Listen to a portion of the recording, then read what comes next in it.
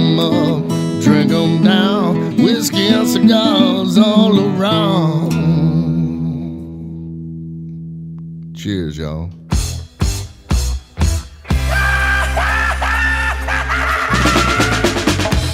Well. Welcome, my friends, to this little radio program known internationally now because of our one guy in Costa Rica who's listening who's going to send me a cease and desist for the for the opening thing. Known everywhere as Smokin' and Toastin'. This is the show that's all about craft beer, fine spirits, and hand-rolled cigars. We are brought to you by the fine people at B&B Butchers and Restaurant at 1814 Washington Ave in Houston, and in the shops at Clear Fork in Fort Worth. And, of course, there's B&B Lemon now right across the street from the B&B location in Houston. Just a knockout place for cocktails. We're going to be broadcasting live there very soon. That's so pretty awesome. I'm really excited. Yeah, so I think we'll be working on a cocktail show for that one. That's what I'm hoping because they've got like great like cocktail people there at B&B Lemon. They really have an interesting cocktail menu as well as a pretty finely curated list of spirits from our buddy Jeremiah Butler. So we'll be looking forward to that. We'll tell you more about that. But welcome, my friends, to show number 132 for Smokin' and Toastin'. Now, sometimes we don't figure out a title for the shows. We like to give the title, give the show a title when we post it up on, on iTunes and Google Play. Yeah, and usually deriving from something we talked about we'll or some interesting if we're point. Live somewhere, we'll mention that in the title. If we're talking about a particularly, provocative story, maybe we mention that. Maybe that gets a few more people to click on it, and Exploding try cigars. it out. What I'm trying to do now is share it. Cigars. Yeah. So what we try to do today, or what we try to do some days is come up with the title before the show, and then some days we can't really think of anything, so we wait till after the show's done, and then we go, oh, well, the natural title kind of, will show itself during the program. But today it was really easy to come up with the title for today's show. Can I guess what it is? Yes. I'm not looking. Okay. Is it No One Cares About Chris and Alan? We're live from Stogies with two guys nobody cares about. Yeah, close enough. Also, it could have welcome. been No One Cares About This Show. That could be it as well. Yeah. But But we'd have to write it twice, so we're redundant. But you and I have a couple of family members that do watch and care. So That's true. So there's that. No, we are live with Kris Hart and Alan Denny. They are from the Houston Whiskey Social, which we'll be talking about. If you are in the Houston area and you have any interest whatsoever in whiskey, you must attend this event. There are still tickets available. If you are not in the Houston area, GA tickets. The GA. and you have any interest whatsoever in whiskey, you really should still consider attending this event because it's worth the drive. I don't know where you have to drive or fly from, but it's worth it. It's totally worth it. This is, and I've said this before, and we've had both you guys on the show. Well, you guys have the count. I have no idea what the count actually is. We've had you guys on the show a number of times, and I've said this every time. This is, of all of the beverage events that I've been to, this is the preeminent This one. is the one. This is the one. And it's because you guys do it right. And we'll get into that a little bit more later on. But that's why it's so easy to recommend that people buy tickets and attend this thing, because it truly is one of those things. You don't walk in and go, oh, my God, I paid X amount of dollars for this. You walk in and go, wow. And that's a hope so. It's a tough thing to pull off, I'll tell you. Yeah. It really is. And you guys have done it repeatedly, and I'm just excited to see what this year will bring, because you usually one up yourselves every year. So, just from the financial side, what is a general admission ticket? So, if you think about what you spend at a bar going on a date with your wife, and let's just say standard night, you go out for a meal, right? Both of you get an entree, a couple of cocktails. She gets maybe a couple cocktails, maybe a couple glasses of wine. And you're looking at a couple $100. Easy, right? So for a nice place, sure. Yeah. We are we bring together about, and this year we're looking at 1,200, 1,300 people, with about 400 different spirits. Wow! And you are going to be getting, if you were to break down the prices of the tickets, each ticket should cost you north of $400 just in booze alone. Yeah. Right. And what we've done is we've put together a list of an incredible list of spirits, and you're looking at $80 a person, and it's all inclusive. It includes the food for the night, the drink for the night. We cover pretty much all your bases, and hopefully the social aspect as well. So the social aspect is great, and beyond just getting to talk to the guys who are manning these booths for And the whiskeys women. and women. It's Yes, 2019. absolutely. But beyond just getting, well, I was using guys in the non The royal sense. yes, in the royal sense. Yes. But besides getting to talk to these people about their products, and they all really know their products, well, except for maybe one or two who shall remain nameless. But Sure. They'll be there. But some of these are people we know, some of these people I don't know. But the point is that these guys and ladies really do know their product. You can talk to them. But apart from that, there's whiskeys that you'll be able to taste here. Bourbons, single malts, all kinds of different things. That if that were to show up on your tab at the restaurant night that you went out It'd with be a your lot wife, more than $400. You'd be pushing that price dramatically. So Yeah, we've got there's 4 or 5 different 40-plus-year-old whiskeys, and you're looking at a total, just for those 5 bottles of 40, there's 3 42-year-olds, 2 40-year-olds. Just those 5 bottles alone, you're looking at nearly $20,000 in bottles. And we're doing a tasting of 4 of them, and what's left from that tasting, which is going to be quite a bit out of the bottle, is going to be available to anyone in the main room. Lady Burn 42, Deanston 42, Lecheg 40, Tobermory 40. We've got this incredible list, and plus we've got stuff that's been around for years. We still have some of that Black Tot rum. Just a few bottles will be at this year's event, and that if you look up Black Tot, you're looking at $1,200 a bottle. Yeah. And it's all included. Whatever you walk up to a table, what's there is available to anyone who walks up, and as long as you're sober and can still responsibly drive home. Yeah. Well, anytime the first number is a 4, as long as that's not the only number, then you're talking about something that's going to cost you a pretty penny if you're ordering that off of the menu at an establishment somewhere. Yep. So the ability to try those things and decide, the next time I'm looking at this on a menu somewhere, is it worth it?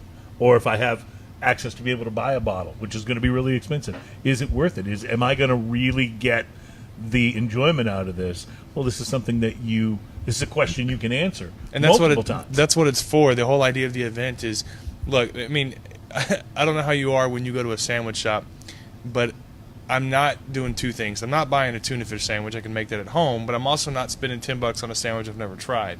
I want to make sure it's worth my money. Right. Other than that, I'll stick to the chicken bacon ranch. With whiskey, it's the same thing.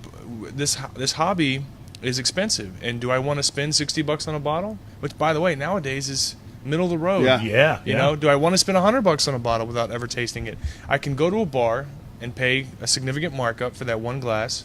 Yeah, anywhere from $10 to $20 Per glass, right? per glass. Or you can come to the Whiskey Social, and we release the pour list in advance as we get it from the brand. So right now up on the website you can see, I think, 375 of the current whiskeys available. Spirits, there's a couple spirits in there too. We basically released the pour list of everything that's available, and we're still missing a good 40 different pours, and then I'm bringing a few things from my personal collection to kind of surprise guests with. If you remember last year, we kind of walked around with some surprise do. bottles. Yeah, it was really awesome. I remember my strategy when I got there was, okay, make the way all the way around the room, and then it was, go back and try a couple of things maybe that I didn't try from tables where I tried something else. Then I went out to the Stogies cigar area, had a cigar. And you got to. Yeah. Doubled in size this year. It's Right. now 2,500 square feet. Awesome. Nice. And then my strategy for the rest of the evening was just to follow you around. Yes. Because you would appear with these amazing bottles of things, and I'd go, "Oh, hey, Chris," and you just walk over and pour.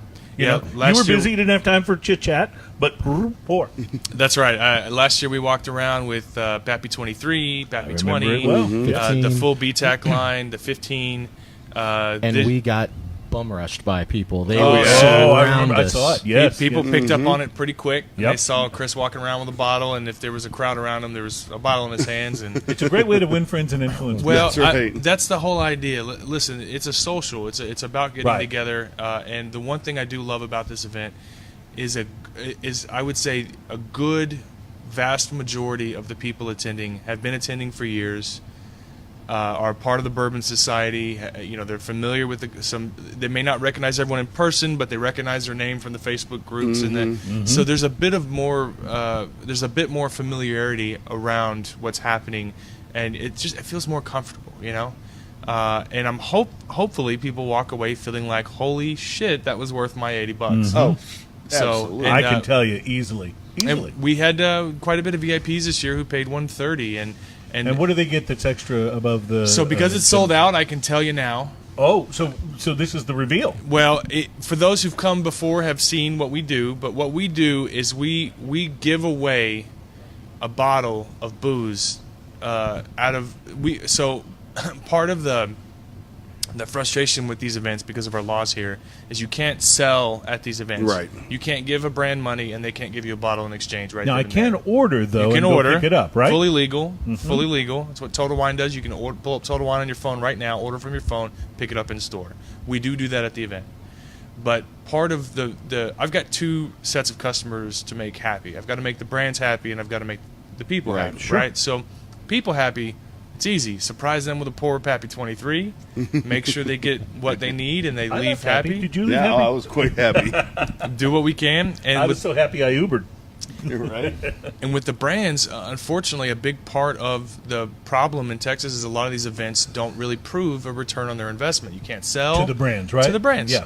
So we take what would be our significant portion of profit, and we buy a bottle for every paid VIP ticket holder and send them home with a free bottle. We can't advertise that, but I can surprise you with it after you've already bought the ticket. in And the that case of bottle would have VIPs, because easily they- cost So- the ticket or most of the ticket anyway. Right. So the bottles range in prices based off, because they're not just any random bottles. We try to make them special. They're from brands.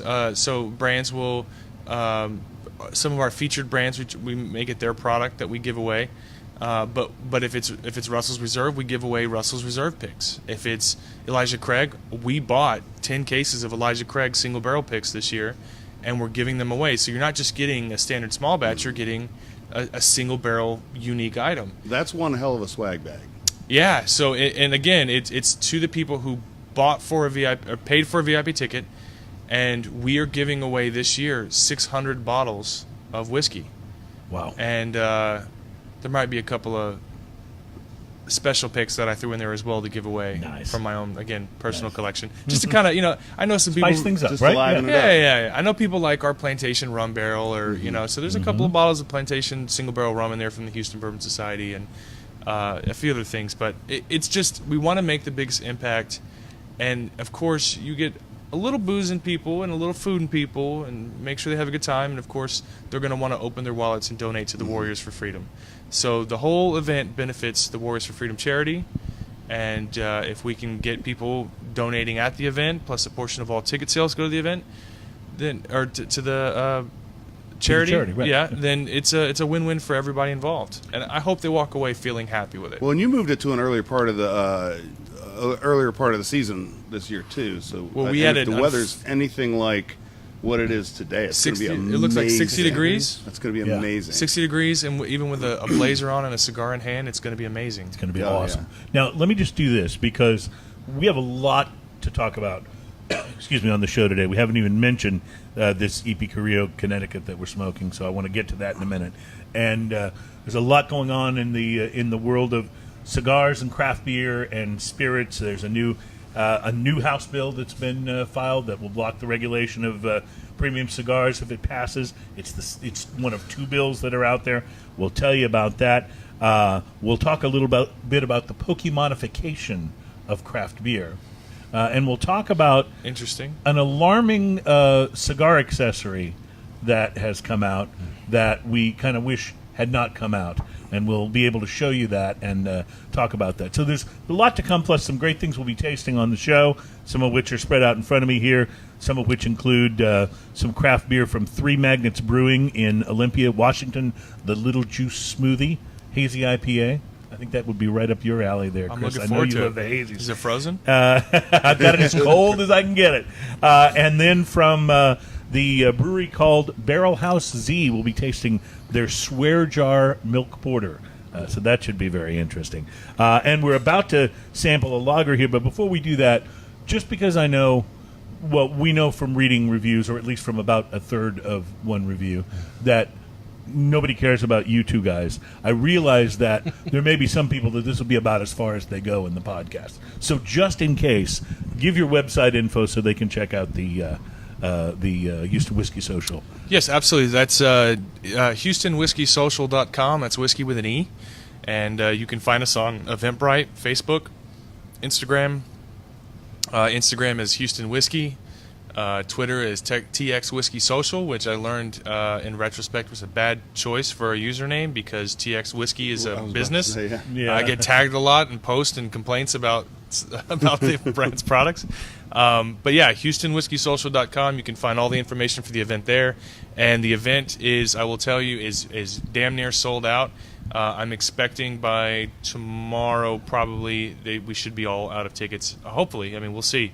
But the event is this Saturday. We've added an hour to the event, so people are getting in an hour earlier than before, both VIP and GA.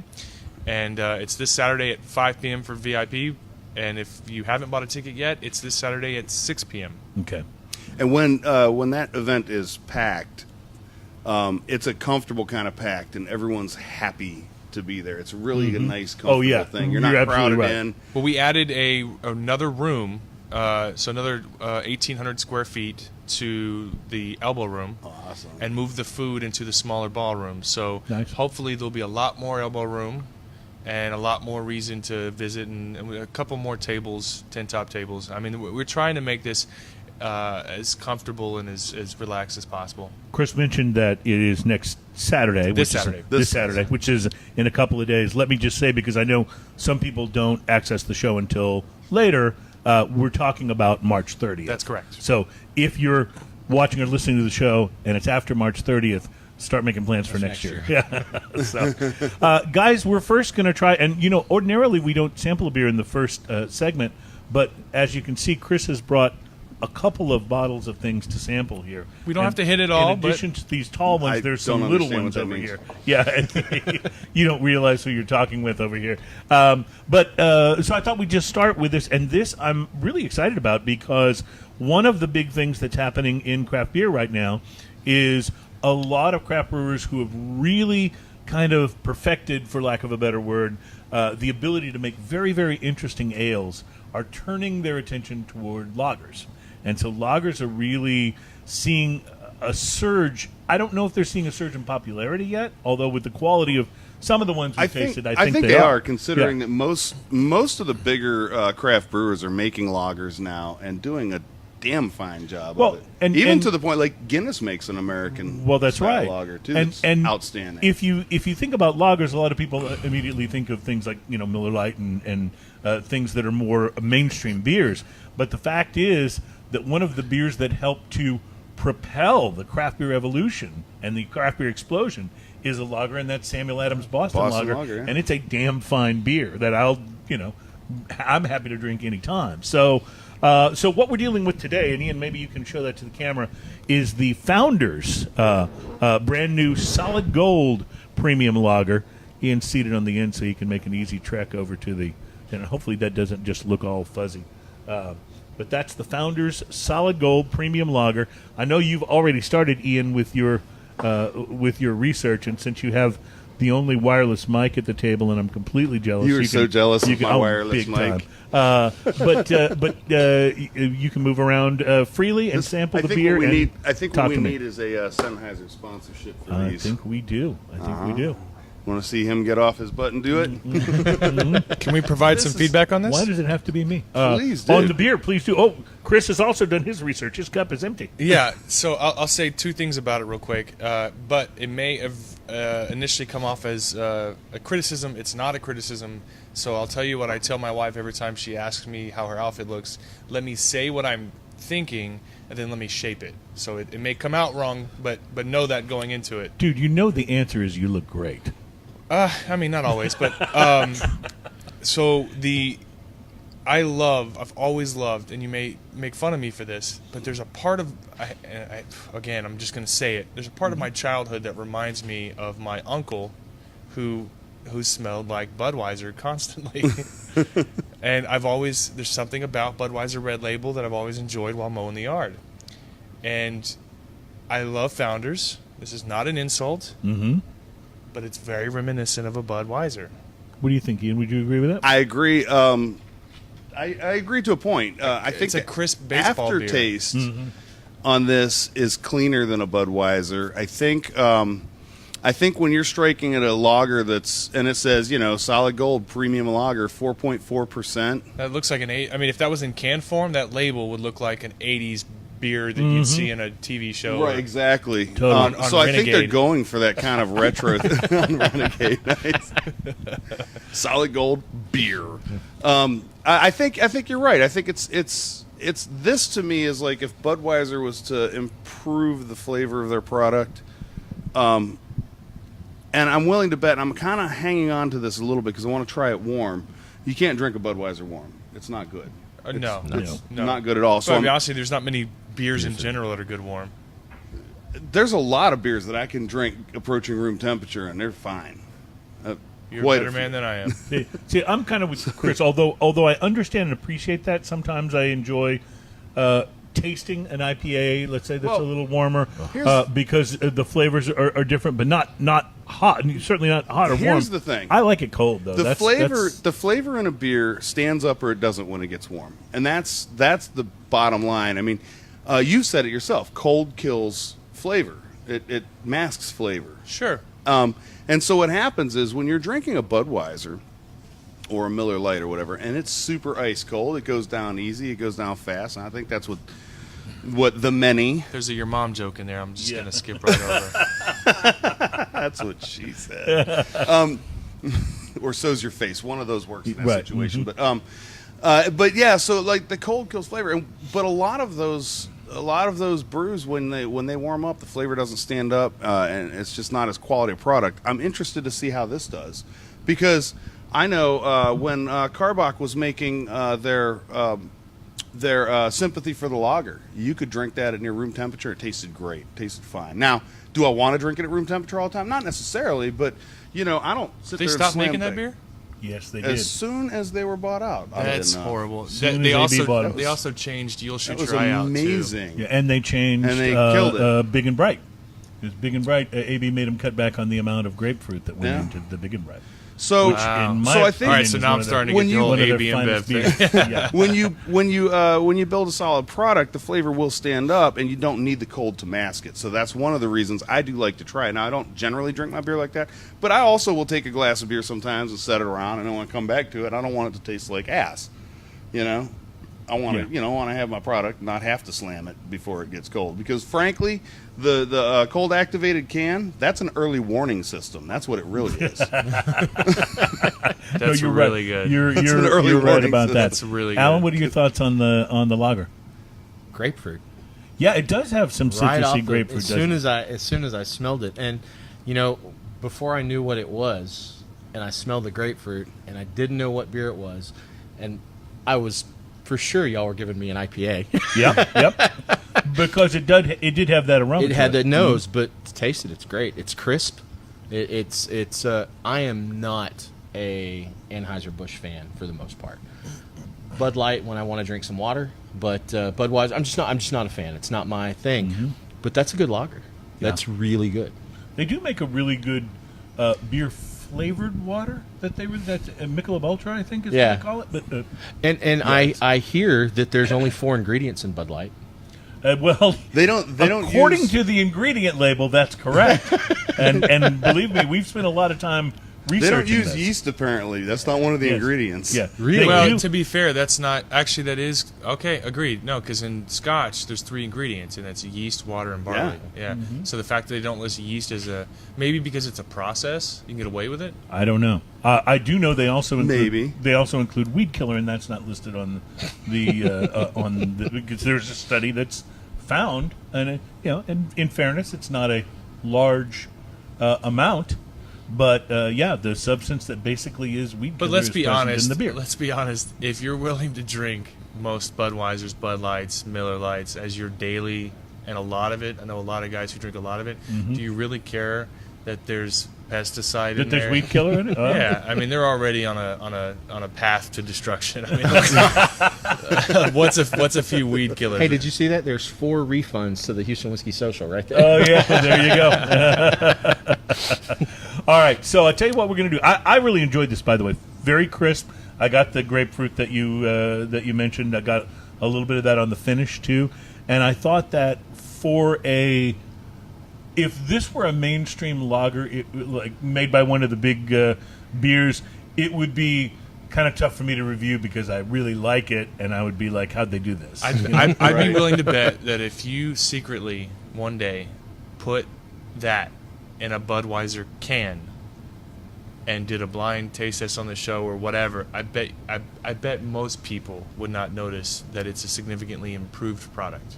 Interesting. I'd be willing to test. If it reminds... I think if you poured this into a cup and poured Budweiser Red Label into a cup and put the two of them in front of me, didn't tell me which one was which, I guarantee you I could tell the difference. You got 20 on that? Guarantee you 20. Can we make this happen? Do we have another one of these? We may have to. No, unfortunately, that's the only one. I think there's that a I brought. Budweiser in the cooler. We will. I tell you what we'll do though. We will gosh. try this, and the next time you're on the show, I'll make sure I get some of this. I need a and save double it. blind placebo. Like Fair enough. We can do that. I'll bring the 20 in cash with me. That's how we did. Well, that'll be interesting. You take Bitcoin, right? But that's the way we did the light beer taste test when we did them was blind. So interestingly enough, Bud Light didn't score well in any of those, which we've talked about a number of times. Well, on the maybe show. we should have a lager taste test. A lager blind taste. I have some like this Yingling at idea. the house. Isn't Buckle Bunny a lager? Bunny is they call it a cream ale, which is a blonde. No, forget that. So, but yeah, there's several interesting craft lagers out Yes. there. Lawnmower. Is Lawnmower a lager? I think Lawnmower is an ale, but there Lawnmower is ale. Yeah. We did try. Remember on last week's show we tried a brand new hoppy lager. Remember that? Yeah. An IPL, an India Pale lager. So it might be interesting to do a lager blind taste test. Get a little Sam Adams, get And a little include- Budweiser, a little Bud, and include the little macro Miller Lite. brews, Yes, absolutely. All right, so that'll be a future show for sure. We got a lot of future shows that are coming together, and a lot to talk about still on this show. Let's take a break, Chris. When we come back, what whiskey should we be trying first? This Sure, stands up so- warm, by the way. One thing that we have tried to do every year is include a bunch of brands that are new to market. Oh, And as far as I know, we're the only event that does so. So there are a lot of brands that are coming this year that are fairly unknown in this market. see, I love that. That's kind of where I head first, is to try the stuff I haven't tried. I mean, there's been some a couple years that were actually technically here, but you just couldn't find it anywhere, right? So Right. This year, there's a brand new distillery that's called Spirit Hound Distillers. They're out of Colorado. Mm-hmm. They're going to be at the event. Everything they do is single barrel, and I brought the cask strength as well as the 90 proof. So we'll be able to taste. I have no idea what it tastes like. We'll see. Sounds fun. I like it. And if you don't like it, text me about it. and you know what? If you don't like it, it's certainly not going to be the only whiskey available at the Houston Whiskey Social. No, that's for darn of course.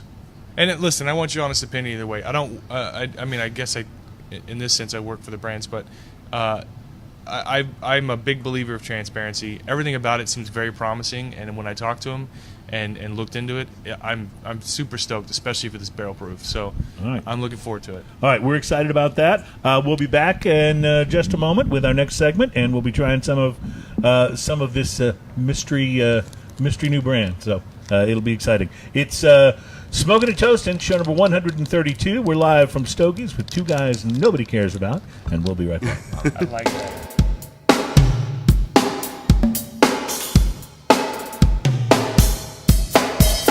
Welcome back, ladies and gentlemen. It's Smoking and Toasting. We are show number 132, and we are live from one of our, favorite spots, which is Stogies. We're in the Great Cigar Lounge at Stogies. Now, I will say normally they've got the lights turned up for us. Normally it's a little dimmer in here. The ambiance in this place is amazing. But they have been kind enough to turn the lights up for us. So Just do on the show. geeky side, I don't know if you can see in the background there, all of those, you can't see the detail, all of those cigar lockers there, the face of them is a bird's eye maple.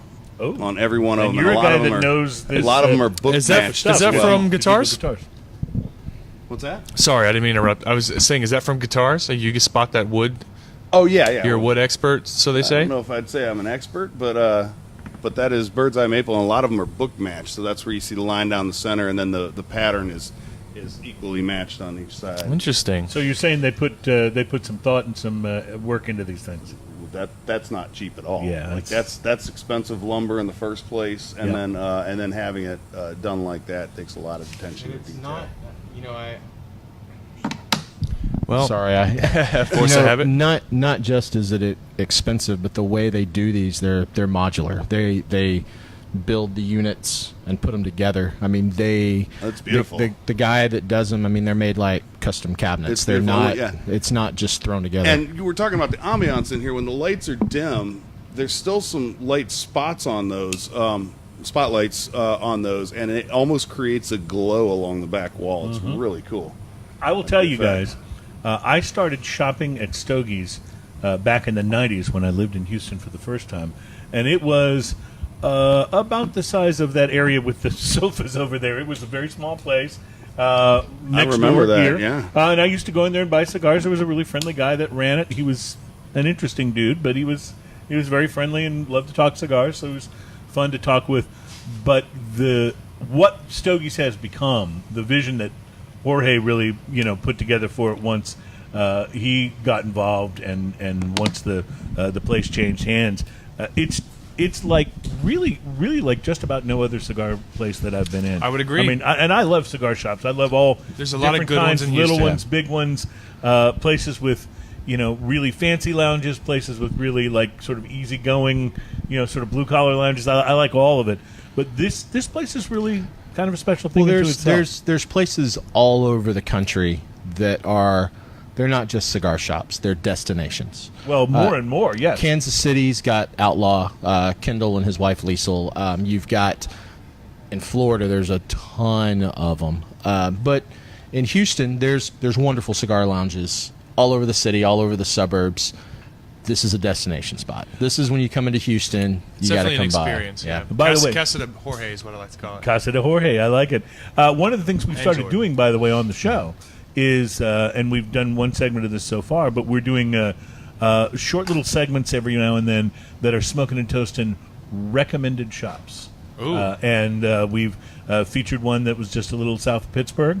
Was the first one that we featured, and we'll be featuring some more both in our own backyard and all around the country as we visit places and run into people that run these kind of shops. Give them a chance to tell you a little bit about the shop, and you can put it on your list if you happen to be going to that city, or if you're from that area, a place that you should definitely check out. So, Smoking and Toasting recommended shops, and of course, Stogies would be one of Can I them. make a recommendation for you guys? I think would Absolutely. be genius. You can Absolutely. create your own Google map.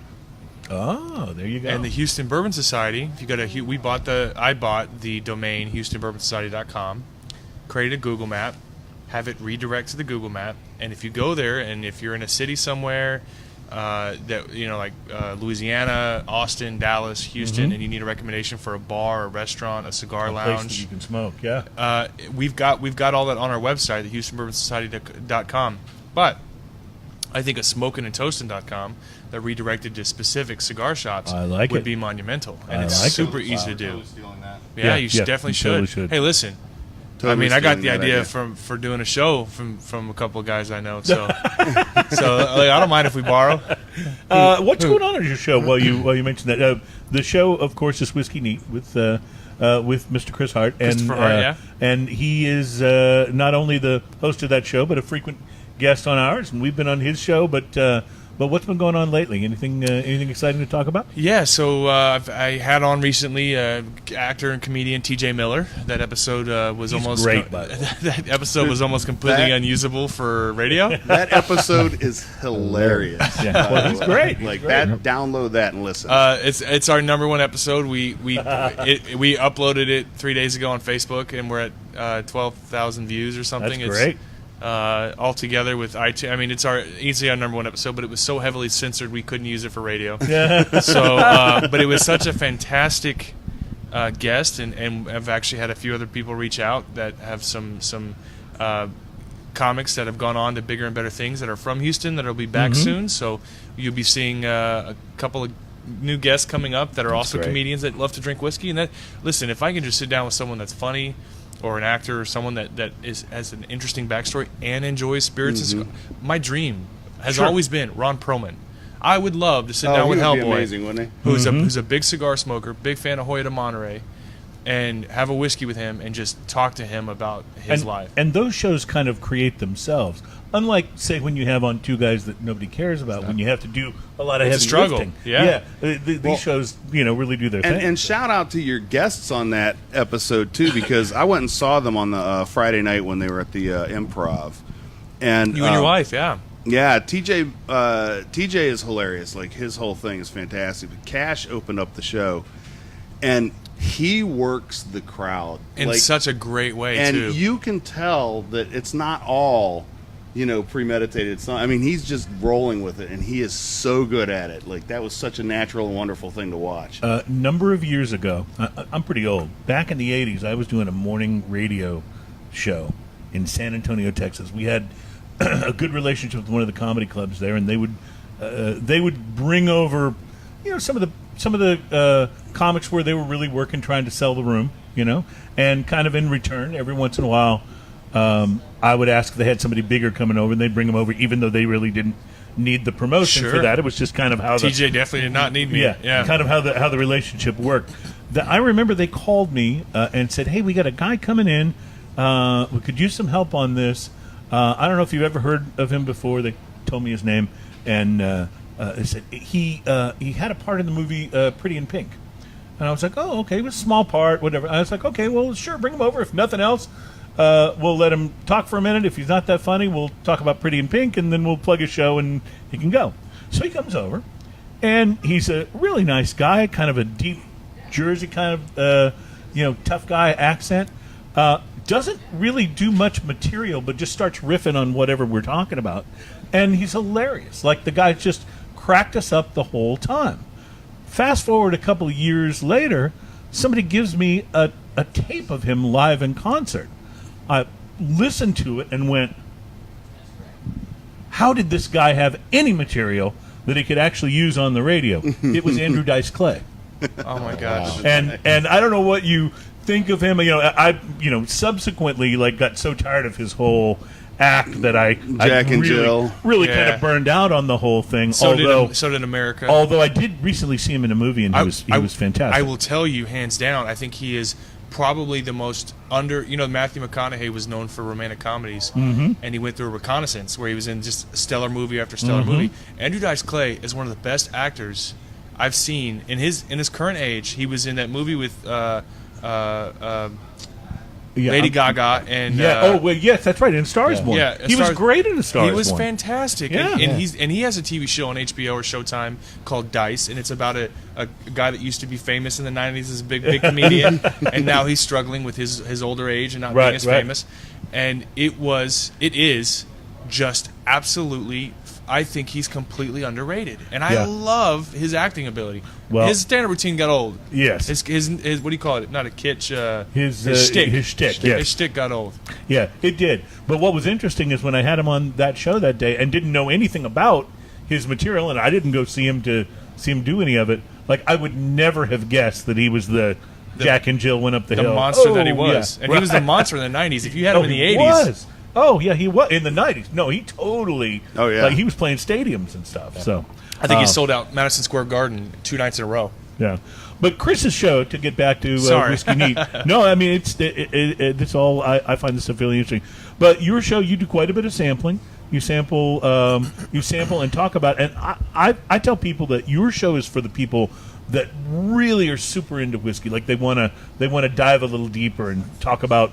barrel-aged spirits and stuff in a more in-depth kind of way, and I find the show fascinating. I love it. Well, I wonder if it comes off as not appealing to the average consumer or someone new to whiskey, but I really try to make it as approachable as possible while still being very informative. I enjoy it regardless, and I'm going to keep doing it even if no one watches. I think you're doing all right. I'm really enjoying it, and you guys have been a big part of this. I mean, I know we talked years ago. We talked about doing it, and we just weren't there yet. And then you guys did yours, and being on your show so many times and enjoying it so much, I was like, all right, now's the time. We've got to do this. Time to do it. So you guys have been a big part of that. I have a point of contention that I need to bring up. By the way, Sure. I had someone bring up one last night over this episode, but go ahead. Well, it's not over this episode. The problem I have is that Cruz has actually been on your show twice, Oh, Oh sure. no, here we go. and I've Here only we been go. on your show once. That's right, because you were out of town, and so we couldn't do the show together. And then when you were back, Chris had us on Or did again. you wait till I was out of town? I cannot confirm or deny. There's no hard evidence one way or the other. Oh, God. Now, that guy who wrote the review is apoplectic right now. He is just absolutely I love that word. beside himself. I've been saying apoplectic a lot I lately. love it. And, when you learn a new word, not that I learned a new word, but when you say a word enough in a conversation, people think, did you just learn that word? You know? Yeah, that's my $1 million word. I'm going Yeah. to use it as much as possible. Well, I I was going to say, I think I figured it out. You know, you month or so, maybe 2, you kind of dropped in on smoking and toasting, officially unannounced. But Yeah. and it was brought up that I wasn't there, and that now we're actually even in the number of times that we've been on the show, because Right, I and was today one with up, both and of you, and yeah. so I notice now when Mary sends the text out, it's not for me or for Chris. Y'all are inviting both of us Yep. the same time. They're trying to squash the That's beef. right. is we what they're trying to do. are Switzerland. Just so you know, Yeah, we yeah, are yeah. Switzerland. No, you're not. No, we're not. Definitely In not. fact, if you want to come on my show, I need you to sway the Switzerland stance. I'm just kidding. I'd love to have you See, back I on. love that. I I'd love love to have that. you back on. So I want to talk about reviews in just a minute, but before we do, and before I smoke this entire Dude, I'm cigar, having such a great cigar right now. talk to me, Alan, because you gave us the cigar at the beginning of the show. This is a Connecticut from EP Carillo. It's our New Wave Connecticut. It's one of our top selling lines. It's breakfast. It's a flavorful cigar, but it's light. It's mild. It's not a huge nicotine light and content. toasty, yes. It is. It's something you can smoke, and it's toasting to it. And We I've never been other than when I first got started with cigars. I generally don't smoke that much Connecticut wrapper cigars. Just usually looking for something with a little more flavor to Sure. it. And Yeah, I've my humidor is a recently- pretty dark place. Yeah, mine too. I've Mine too. recently though been introduced to some that I feel like really are bringing a much more full flavored experience to a lighter smoke. We tried. And I don't even know if it's on the market. I don't yet, think it's but out the, quite yet, The but that- Aladino, Connecticut, which I think is coming out. We had some of Fantastic. those in Honduras, and they were. I've already gone through all of them that I brought back because it's just such a wonderful smoke, especially earlier in the day. But I'm telling you, this is right up there with that in my mind. This is good. yeah, Ernesto is he's a full flavored guy, and most of the stuff y'all smoke from me. That's what I it's- tell women. Right, you're a full flavored guy, and he Love you, honey. he likes good cigars, so he wants something that he can smoke and that the average consumer can smoke at breakfast, cup of coffee. You haven't had a big meal yet, and you don't want to get blown away, and it's not going Right. to shoot your palate out, but it's flavorful. Well, we talk a lot about pairing cigars and whiskey and beers and things like that in general. One of the cool things is, and especially I think the Connecticut wrappers, but they go so well with coffee. Absolutely. Like and even I drink a lot of unsweetened iced tea, and they go great with unsweetened iced tea, things like that. It's really an interesting pairing. I've taken to I get my glass of iced tea and I get in my car on my drive home and roll the top open. I have a little sunroof, and it makes traffic so much more bearable. Oh, it does. Oh, you're not kidding. It's a wonderful You're thing. not It kidding. does. So I went to just sort of get a little whiff of the aroma of this whiskey that Chris has poured, It's a and he single looked at me malt. and said, "Don't do it. Don't drink it." All right. So let's talk this whiskey. So it's a single malt, or there's actually not a single malt category in the U.S. It's a straight malt whiskey. It's not bourbon, and I'll tell you, I've already tasted it. I'll reserve my opinion until you guys have said something. But there's a brand out of Colorado also called Stranahan's that is a bit divisive for some. Some people who love it really love it. I'll tell you that I've made my mind up about this, and I'm really excited to say it, but I don't want to say it until you guys have had a chance to taste it and develop your own opinion. Well, let's. I've already been tasting. I was going to say, Okay. let's start with you because A, you know more about whiskey than I do, and B, I would bet any amount of money you've already tasted it. So go. Yeah. Well, if you're watching the video, you can see me over here tasting it.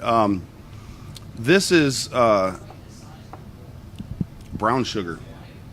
It's sweet. And honey. And Molasses. honey. A lot of honey. Molasses. I mean, this is a lot of things. I love the finish on this. The aftertaste is such a clean I'll tell you, mineral water kind of aftertaste. And the heat is interesting because the heat happens in the middle of the tongue and goes away. And then comes and back. then rolls back just Yes, a little to bit the in tip. in Yeah. a warm, what do we come up with? The whiskey hug. The whiskey hug. And a nice yes. whiskey hug. It gets weird. So, that's the tagline for the whiskey hug, by the way. Are they That's going what to the do a t-shirts are website gonna with say. all their weird slogans? That's what the On there, t-shirt's we going to gotta say. figure it out, The yeah. whiskey hug. It gets weird from here. the whiskey hug. It's better from behind. Oh. See, now we're going to have to give him royalties on the shirts. You know. Well, I just thought Gonna we'd have have to a charge shirt That's a that great says- shirt, by that the says way. whiskey hug, and then on the back it just says it gets weird. Yeah, simple. I'll tell you. What do you think of it? I like it. I give it a thumbs up. Yeah, I love it. Big For, thumbs for a up. straight malt and for a craft distillery, who craft distillers are always struggling to kind of find their profile and develop their product, I am very, very pleasantly surprised with this. Let's take a look It's at the a bottle unique again. flavor Yep, so it's right profile. here, Spirit Hound Distillers. So it's Spirit Hound Distillers. Yep, You can and- see maybe if you wouldn't mind taking that. It's got a perfect wonderful age statement on the wireless back. mic of yours and My wireless mic. Look, no showing wires that to the- attached. showing that to the camera. So it's a perfect age statement, 2 years old, straight malt whiskey at 90 proof. It's light. I feel like I could sit down around a campfire, around a cigar, and drink a lot of that accidentally. I'm very, very, very, very presently surprised with it. They don't know that we're talking about them. I didn't give them a heads up, but I am very, very excited based off that to taste the barrel proof because I feel like it's going to knock my socks So off. let's talk about the distinction single barrel on here. That's actually, or not single barrel, but you said single malt earlier. That's actually single malt's, It's for people who don't know much about whiskey. That's actually telling you a couple of things. You want to? Yeah, so single malt historically, like in Scotland, comes from the fact that it comes from one distillery. Right. And it's not an official TTB category in the U.S., but I think we have American malt or American. I have to double check. I don't think we don't have a single malt. It's been a while. Wade, could you chime in? Yeah, please? well, see, the thing is even Wade. You know, Wade is his forte is bourbon. And Brian may chime in as well. So. And when we got into the subject of brandy, bringing in Copper and Kings, Wade had completely not realized that it was sourced product because it was a different category. He wasn't his radar wasn't up. Spirit Hounds, it's a malted barley mash build,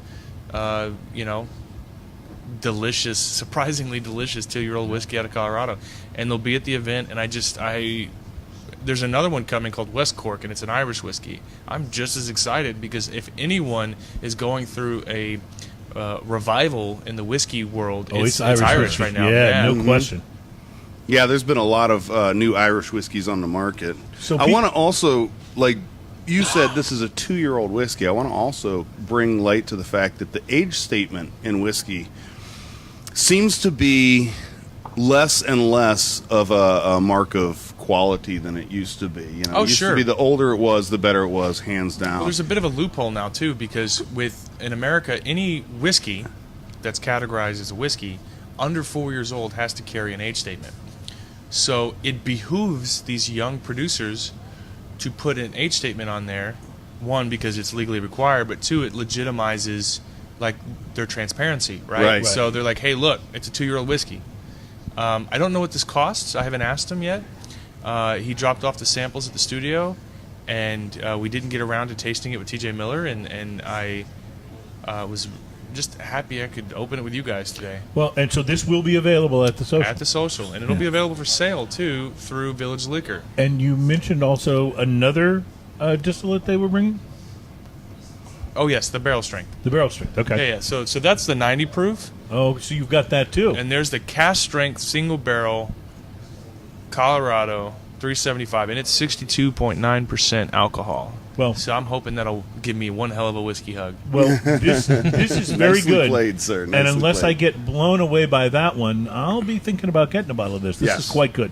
Did they happen to tell you what the price point was on them, Chris? No. Yeah, I mentioned that. Yeah, so I didn't get a price point on them.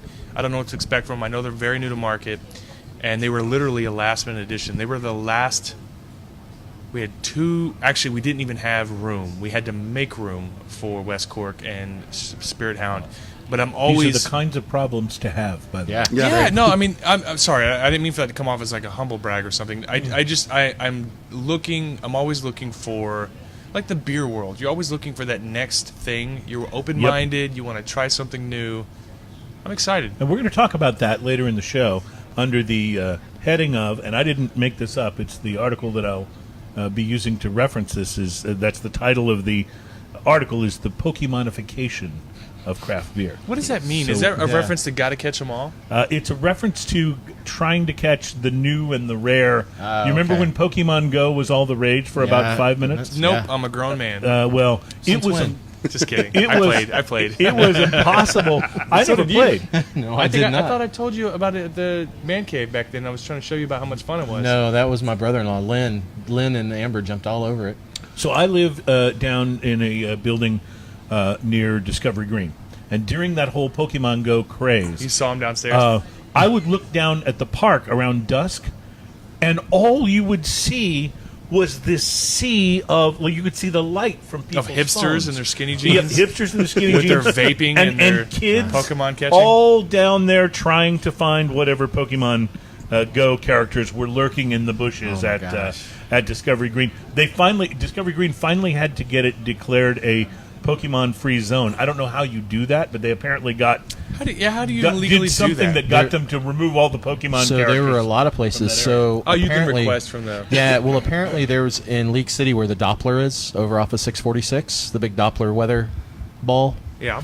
Apparently, it's fenced in, and apparently kids were trying to climb over the Trying to fences climb over there, the fence to and get it's there, right yeah. by one of the sheriff's department's satellite little locations. Dude, and there's so your they Darwin were, Award. Yeah, Yeah. right. Put the rarest Pokemon near the electric transformers of power grid. Survival of the fittest, my friend. Survival of the fittest. I just want to point out we got some feedback online here on our Facebook feed, and Mona from Brooklyn Brewery, she's one of their reps, chimed in to say hi. I met her over at Don't they have a great lager? yes. I believe they do. With the Brooklyn Brewery, I think I don't know that I've tasted anything from them that I don't like. Their stuff is Their great. stuff is great. We need to get them on the show. So, hello, Mona. Thanks for checking us out. Let me ask you guys real quick before we wrap this segment. Talk to me a little bit about reviews, and I'll just say this whole kind of ongoing joke about you guys being the guys that no one cares about stems from one of the last times that Chris was on the show, and he asked me on the show. I had no idea you were going to ask me this.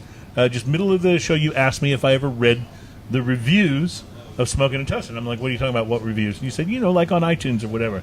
And I was like, no, I really don't want to read reviews, because then you start like worrying about them, what people are saying. You start maybe catering to the people writing the reviews, and I'll read other people's reviews. I don't know if I want to read my reviews. But damn it, see, then you got me curious. So a few days later, I was on my phone. I went to the iTunes podcast and went and pulled up Smoking and Toasting, and there was a review. Now, you know how on most, particularly stuff that shows up on mobile devices, you can't see the whole review unless you hit see more or something to do the whole Right, review. it's truncated. So all I read was the truncated portion of this review. And the guy had, some probably legit. He gave us 3 stars out of 5. And then he said, I really wish I could give this podcast 5 stars. So I'm like, all right, now he's got my attention. There's the right? but. Yeah. But then he goes on to say, that we're too repetitive, which I'm not really sure what he's talking I'm about. not repetitive. Our Are buddy you Jake repetitive? is watching too. Yeah. Shout out to the Are you Texas repetitive? I'm Whiskey not repetitive. Fest. Are you repetitive? Ian, are you repetitive? I'm not repetitive. I don't think you're repetitive. Wait, are you guys repetitive? Are you I'm repetitive? not repetitive. Are you repetitive? So Are that you was saying repetitive? So that was his first complaint, and I thought, okay, he's probably right. We do, my sense of humor lends itself towards. Did you ever notice how repetitive the word repetitive is? Yeah. Well, it has the word repeat right in it, and it has the word repeat right in it. It has So- the word repeated. But I'm the kind of person that my sense of humor lends towards Beating the a joke worse- to death? The worse a joke is, the more times I want to beat it Sure, to death. Right? sure. It's just that I find that funny. Most people. That's how my your wife- mom jokes became your mom Yeah, jokes. My wife certainly doesn't find it funny. I mean, she's got a great sense of humor, but she doesn't understand why I find this funny at all. But that's just the way my sense of humor works. So I'm like, okay, he's probably right about that. And then I read further, and he says, and these two guys that are competing about who's been on the show the most times, nobody cares about those guys. Yeah, you truncated what he said. Yeah, I'm paraphrasing. He said, well, I didn't read the whole review. That's as far as I got. And I talked myself out of hitting see more. well, I'll tell you, let me defend you for a minute. Okay. So what he said was, I can't recall word for word the entire review, but the specific part you're referring to is you guys kept talking about this, like, who's been on the show more, right. as if it's some sort of honor to be on your show, And, yeah, I can tell you right now, it absolutely is. This is some of the most fun I have. Oh yeah, It's definitely an honor to be on your show. But listen, as far as your question is like, how do we deal with reviews? Yeah. I'm a big believer in that it's important that we move towards honesty during any reviews. I know one of my favorite reviewers, a guy named Chris Trevino, the Liquor Hound on YouTube. Great guy, but he told me he won't review something if he doesn't like it. So every review you're watching is something positive. And I don't necessarily agree with that. Respectfully, I love the man. He's an incredibly fascinating character. But I think it's important that we are transparent because people do listen to you. Even if it's 3 people watching my show. I was watching at least 4. Sure. So, well, I'm saying the 3 that are here. Okay. So someone might be listening and looking for suggestions that are new to the category. It's important that both the brands, especially Texas brands, are constantly innovating and striving to figure out how to make great Texas whiskey. Mm-hmm. The only way they're going to know that what they're doing is wrong is if you tell them. You tell them. And you can do it respectfully. But a lot of brands are so used to not talking about the bad. Why do you guys talk about the bad? Don't talk about the bad. No, you should, because it's only lending towards positivity in your brand. And there's a way to say that without it being mean too. Sure. Like there's a difference between just thrashing something versus criticizing something. But we've been criticized that we like almost everything. Well, the truth is we buy. I've been criticized for that too. We buy almost everything that comes on our show, so we're gonna tend to buy stuff that looks like we're gonna like it. Right. I certainly don't go out and buy a beer that I go, not gonna like that. I'm gonna buy it. See, and I'll tell you that it's not that I like everything. It's that I'm a little bit of an easy pleaser. I feel like I have a wide palate, and I can find the beauty in all types of people and all types of spirits. There are some things I just can't stand, and I've said it. But it's not often that I'm really negative against something. And it's something I'm striving to improve on. Well, listen, I think that I left the review for you guys, by the way. Brian says, I haven't read it, of course. No, that's the one I left. Oh, okay. The original. Brian on the comments says this show offers plenty of reviews about Bud Light. About Bud Light, and about Matt Sherman. And about Matt Sherman, yes. So let me just say though, I think when you're talking about reviews, though, I think it is important for a reviewer to review something for what it is. I don't need a movie reviewer who has seen the greatest independent films of all time to then tell me that, the latest Will Smith movie is, action comedy is a piece of garbage compared to Gone with the Wind. I know that. Tell me that if I'm going to go and, plunk down the money and have some popcorn and use it for a date movie, how does it compare against other movies of its type? And that, to me, is the same thing. Will it be entertaining? Right. If you don't like a particular whiskey because it doesn't appeal to your palate, how does it compare? What did it cost? How does it compare to other whiskeys at that price point? What are there people whose palate might appreciate that? Even if you're, a perfect example. I like a lot of super hoppy IPAs. Ian isn't as fond of those. By the same token, Ian likes beers that still have chunks in them. I'm not as fond of those chunky beers. I do. See the pulp, man. Listen, when I buy OJ, I'm buying the most thickest, chewiest orange juice I can buy the high pulp. No, I love that. That's different than a barley wine, though. Well, sure. Because But if you leave the orange juice long enough, it'll ferment. I'll tell you it's not exactly the same, but with cigars, you get some of the major publications that review cigars. Yes. And you'll never see in Cigar Aficionado a 60 rating. in their Right. magazine. Cigar Snobs the same way. Now there are the last time we were here at Stogies, we had Charlie on from Half Wheel. Yes. And they review everything, and they if it's a low number, they put it on whatever they reviewed. But a lot of the publications feel like maybe it's not taste, because their reviews are not 100% taste. It's appearance of the cigar, it's burn, and they're blind, so they don't know what they're smoking until later. And they don't want you take a company like Cigar Aficionado. They are the creme de la creme when it comes to reviewing cigars. And they're the biggest And magazine out if there. they get XYZ cigar and they give it a review of 50, it couldn't burn for anything. It wasn't a great cigar. It tasted okay, and it tasted like this and this. They're gonna run a company. And Yeah. so take advertising dollars out of it, because they review a lot of stuff that no one advertised with them, and everybody thinks it's pay to play. And I can tell you 100%, knowing Marvin, it's not. But they feel like if they start printing low reviews or bad reviews, then they can hurt a company. On the flip side, With if you great talk- power comes great responsibility. Exactly. I just geeked out for Yeah, you. Yeah, nice. thank you. I appreciated Nice. that. But on That the was- flip side of that, if you talk to them in person, and it's like, hey, have you ever smoked this cigar? And they're like, oh, yeah, we smoked it. What'd you think? Oh, man, it was garbage. It was terrible. They're not going to put that out there for the world, but you're talking to them one-on-one and asking about something. They'll tell you honestly, oh, yeah, I've smoked that, and it's not a good cigar. Or I've smoked that, and it's a wonderful cigar. I gave it a 96, and everybody else thought it was a 90, and so it got an average. But Well, that's one of the reasons, and we're not reviewers by any means. We just kind of know what we like and know how to speak to whether it's something We we try like to just or not. share the experience. Sure. But that said, when we're reviewing a cigar, if you want to call it a review, when we're analyzing a cigar that we've smoked and talking about the experience, that's why we like using that price to quality thing, because Right. it really is It more matters. about Sure. if you're going to spend whatever the amount of dollars were for that cigar. Will you be happy with your purchase? Are you getting your money out of it? And a recent example of how crazy that can go is Ian and I completely coincidentally reviewed the same cigar one week, and he gave it an 8 and I gave it a 2.5, with 5 being the median. And it's just, mine was not good. It had construction problems, and it didn't allow me to get the flavor of the cigar in. Ian's was one of his favorite cigars he smoked this year. It was you know? fantastic from Yeah. beginning to end.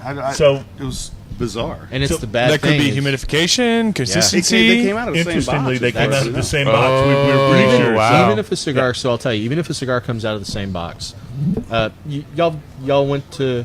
We went to the Aladino and JRE Right, factory recently. so you've been down to Justo's factory, and the way cigars are done, you've got a roller. He's sitting there rolling them. He gets a certain number. They're bundled up in paper, and then they go to the aging room after they're done. And here's the thing: so they get back there and they're quality controlled. And so once the person that's in charge of quality control, basically they look at them and they say, okay, yeah, this matches. Oh, nope, this one wasn't rolled correctly. So you could actually have some cigars that are in the same box. Sure. They were not even rolled by the same roller. Absolutely. And And, so- and I've had a box of cigars before, and one of them would be really problematic, and the rest would be great. Absolutely. It happens. Yep. So because of that, I smoked. Actually, Ian had bought me one because he loved I it so liked much. it so much, I went back to the humidor, bought one just to bring to him on the show. So I smoked that and reviewed it the next week and gave it a 4. So a it little went better, up. little Oh, better. it was much better than the first one. The first one was a disaster. This one I gave a 4 because it was an $11 cigar, and I've had much better $8 cigars. Well, and it's like you said, you can have a cigar that tastes great. It's absolutely delicious, but you have burn problems. You're having to relight it every 30 seconds. The draw is bad, but it tastes great. That ruins the entire experience of the cigar. It doesn't matter how great it tastes. By the way, speaking of draw problems, this Connecticut, see how even that burn is? Razor. And I have Lighter been razor. smoking this on and off while doing the show. That usually means I have to relight. I haven't relit this once. And let's can you tell me about this new Jesus, inch? you put a dent in that inch. Jesus, man. I smoke an inch, it takes me 2 hours, regardless of how long it is. And he smoked the Connecticut Oh, first. so many comments I want to make right now. Man, So's your Just gonna leave it face. alone. Wait, did that work? you work an inch like no other man I've ever seen. That's what your mama said. Okay, I think we've done like the whole gamut here. This is devolving quickly. Yes, it is. We're getting repetitive. Turtle cocks. Yeah. Turtle. And we'll repeat those in the next segment too. Yes. For those who are worried about it For being those that repetitive. missed it. For those who are worried about it being repetitive. So, what's your thought, Ian, on the Angry Inch there? It's delicious. This has a Angry Inch. That's a good name. Hedwig and the Angry Inch was the Oh my Broadway gosh! show? Yeah, Yes. Ernesto will love that. But you should do it. You should do a line and call like full double oscuro and call it the Angry Inch. Oh my It's a God. great name. It's a great name. Alan's like, I'm going to get in so much trouble for being on this show. It's all good. Jorge, I may need a job next This is month. delicious. This has a huge woody, cedary kind of I may need a profile job to it. next month. They're killing me. Woody and cedary, though. Woody and cedary thing going Cedar on, being the wood. and it goes with the whiskey so well. Yeah. Like this is an outstanding. And I like the other inch that we've had. I've got a couple of those in my humidor. They're fantastic. Yeah, you're a big fan of that cigar. I love the size. It's a big ring gauge and it's a big smoky cigar. I love both of those things. It's one you do have to have time for. It is. unless So- you smoke it like this, apparently. Right. But You know, the Inch has always been, it's one of our top sellers. It's Ernesto's, as I've said it every time we talk about Inch on the show, he is the ringmaster. He is the godfather of big ring age cigar. There were no. and that's a little before counter him. to what's the trends are right now. The Sure. trends right now, a lot of They're people are going getting- into smaller they're cigars going and back Lanceros smaller. and They are things going like back that. smaller. And I personally, I just like the big ring gauges. The two most popular are Maduro, the Inch 64 Maduro, and then the natural. And this is the Colorado wrapper. Oh, so and this is new. so not a lot of manufacturers use a Colorado to begin with. Not a lot of them do a Colorado on a big ring gauge for sure. But Ernesto does it, and it works, and it's nowhere near our most popular. The Colorado is my favorite in the Inch line. I'm not a huge big ring gauge guy, and I've started smoking more working for him. The Ringmaster, which it's a Nicaraguan Puro, so it's got a little more spice to it, a little more flavor. But this is something different, and for somebody that likes a full flavor from a Maduro, but maybe doesn't want it quite as strong.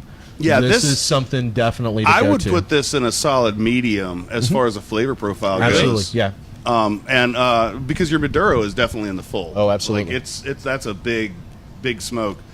This is a solid medium to me, like right about the center of medium, and it smokes great. As you can see, the burn on it's fantastic. The ash is nice and solid. I haven't managed to drop it on myself yet. But yeah, the smoke from it is nice and big. That's what I expect from the Inch in general. And that's one of the things I love about it. It's just like every puff is this big, huge amount of smoke. Just love that. It's like those dragon vapors that are blowing out huge clouds of. That's very picturesque. Yeah. And we could go back to some of the jokes, but I won't. Yeah. So I tell you what, Stu, I was going to. I thought we might taste this next whiskey, but let's do this in the next segment. We'll take a quick break. I know. Can I say two things real quick? Well, I was just going to say I did see you take a Yes, I sip did. already. Let's bargain. Can I And- say one thing? And if we see Ian's glass, it's already substantially drained. So I know research has been done, but we'll come back and do that. What did you want to say? Well, two things. Real quick, speaking of great cigars, La Barba Ricochet. I'm having this right now. Absolutely fantastic stick. La Barba Ricochet. I've had hit or miss with some La Barba sticks before. This one is kind of blowing me out of the water. I'm very happy So with it. Nice. I love Tony. He's a great guy. He does a lot of stuff with Robert Caldwell and Matt Booth, and that cigar. I love that cigar. It's a great stick. I bought it a week ago. It's been sitting in my herf. I'm very happy with it. Nice. The other thing I was going to say is, in regards to, oh man, it's right on the tip of my tongue. All right. Well, you think about yeah, that. yeah, We'll we'll do come it back. when we come back. We will return momentarily. It's Smoking and Toast and live from Stogies with two guys nobody cares about.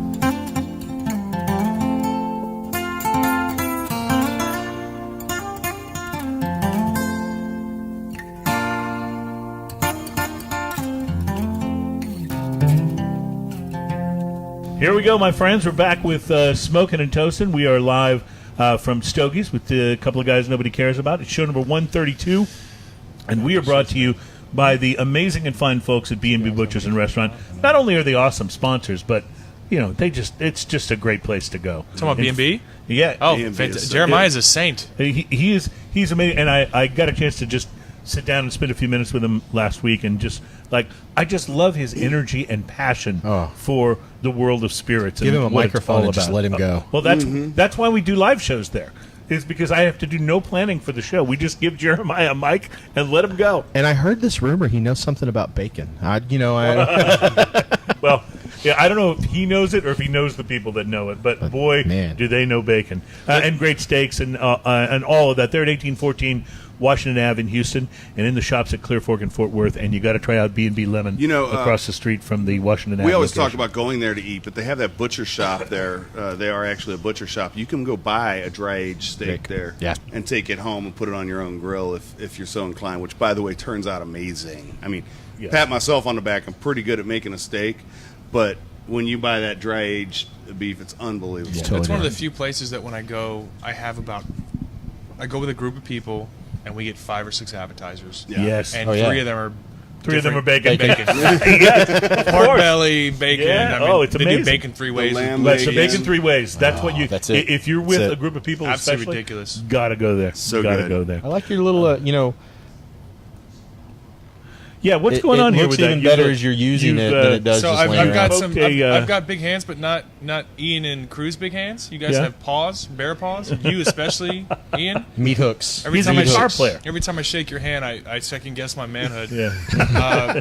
But I picked up a cigar spike at Renfest, and the cigar's starting to burn my fingers a little bit, and I don't want to have to hold it with my pinky out. So It looks kind of I'm sophisticated, totally actually. jealous. I'm sure people are going to make fun of me. This is the skinny jeans of cigar smoking utensils. No, Speaking it's of, not. No, it's not. I know a lot of guys that use those, including Double D. So Speaking of accessories, which we'll get to, but yes. But I wanted to ask you real quick about reviews. You had one other thing you were going to mention, and I hadn't asked you about this, but you had mentioned to me off the show that you thought the reviewer that I read 1/3 of his review, the one that said nobody cared about you guys, that he was also someone who'd written a very critical review of your show. yeah. So my whole thing is I don't need everyone to like me. Not everyone's ever going to like you, Oh, that's especially good because Ian is not, a fan. not a fan. Yeah. That's why I've only been on your show once. Yeah. That's also why you don't like me. But I when you put yourself out there in any kind of social media platform by doing a show or by doing anything, the one thing I don't like is I don't like being misunderstood, which happens, right? So I'll read these reviews, not because I need some sort of self-inflated confidence or reassurance, but if I say something wrong, which I often do, ask my wife, I will they'll tell you. The internet will tell you. Oh, yeah. This was wrong. I mean, what's that guy's name, Brian, that will constantly correct things on the Wiki show? Brian. Brian's awesome. The episode with TJ Miller, I said that Nika was owned by Beam, and I freaking know better. I know better. And I make it a habit that I don't ever speak on something unless I know what I'm talking about, but in the moment, during a discussion with somebody, you'll have brain farts, right? I wish there was another word for that. Brain farts, it's just... It's pretty I'll descriptive, come up with though. something. Give me some Yeah, time. you're great at coming up with taglines, so let's... But yeah, so I started reading reviews, and I got a very constructive review that was totally... I took it as constructive. I loved it, and he actually found me, because when you leave an iTunes review, it doesn't tell you the person's name. He found me and then thanked me for taking it well, and I thanked him for giving a really constructive feedback. And then I looked. Was this the same guy that said nobody cared about you? Well, I think it's the same guy that left your reviews, and I can't, I'm not going to speak on that review because I don't want my review to change. But I'll tell you that I thoroughly have enjoyed but I had to stop looking at it. Not that we've got a bunch of bad reviews, but there's been one low review and 2 constructive reviews out of 30. So I'm okay with that. You're not going to be everyone's cup of tea, but I want transparency. I want people to be constructive because I want to get to the point where, if a brand gets upset at me for being honest, then maybe they know better than to put something out there, or they learn to take it better. We're in a different environment now with Facebook in the world of spirits. You're going to get honest opinions, and you either have to have thicker skin and take it for what it is. Some of these you have to take for a grain of salt, but others there's substance there, and you should learn from it. And I'm telling you, this Spirit Hounds Distiller's Malt, straight malt whiskey, was surprising. A lot of Texas distilleries are still trying to solve that Rubik's Cube. And I gave constructive feedback to one of my favorite Texas distillers, Robert Licorice of Iron Root Distilling, Iron Root Republic, and he took it. Him and his brother have been, if there's anyone in Texas that I know of that's really experimented with every type of mash bill, every type of corn, it's Iron Root. And I've developed such a great relationship with them. I cannot speak more highly of what they're trying to do and what they're trying to do, or what they're trying to solve. Their whole family. Their whole family. Marsha, she's known as the mother of Texas whiskey. It's a family-run establishment. Not everything they make is fantastic, but it's getting, every single release I've had from them has gotten better and better and better and better. And you've got to be a brand that's willing to take that feedback and evolve. Otherwise, your brand will die. Yeah, there's no question. Come on, look at how many Texas distilleries that we have, right, and how many of them do the what they do. I mean, you invite 12 or 15, 20 people up to your distillery. You don't just give them a tour. It's a 2-day event up there. I did it last year. I know Chris couldn't make it last year, but you made it this year. A couple of the same people from last year went this year, didn't they? Yeah, so we had a bunch of people this year, and it sold out immediately. And it's absolutely amazing. They go up, they feed you, they wine you, they dine you. You get to try anything and everything. They make you a few cocktails. I mean, and they let you try everything. You go back in the Rick House, and they're letting you try 20 barrels. We tried everything. through 20 different barrels of theirs. We ended up buying one. The one thing I love about Texas distilleries is if there's anyone open to saying yes to something, it's Texas distillers. Mm-hmm. You say, hey, I want to try this. Jake, he was on your show last week, talked Jake about Clemens, doing a yep. private blend between brands. When the Texas Whiskey Association, and I don't mean to pontificate here, but bear with me. When the Texas Whiskey Association came about, they were worried that trying to get together all these Texas distillers, which are effectively competitors, are they going to want to do this? The answer was universally yes. Yeah. I mean, Balcones has been, at the forefront of innovation from day one. Every couple of months, I go through and I check for new stuff coming out to the TTB website. Balcones has got 3 more releases coming out, and they're constantly innovating. Iron Root's got new stuff coming out.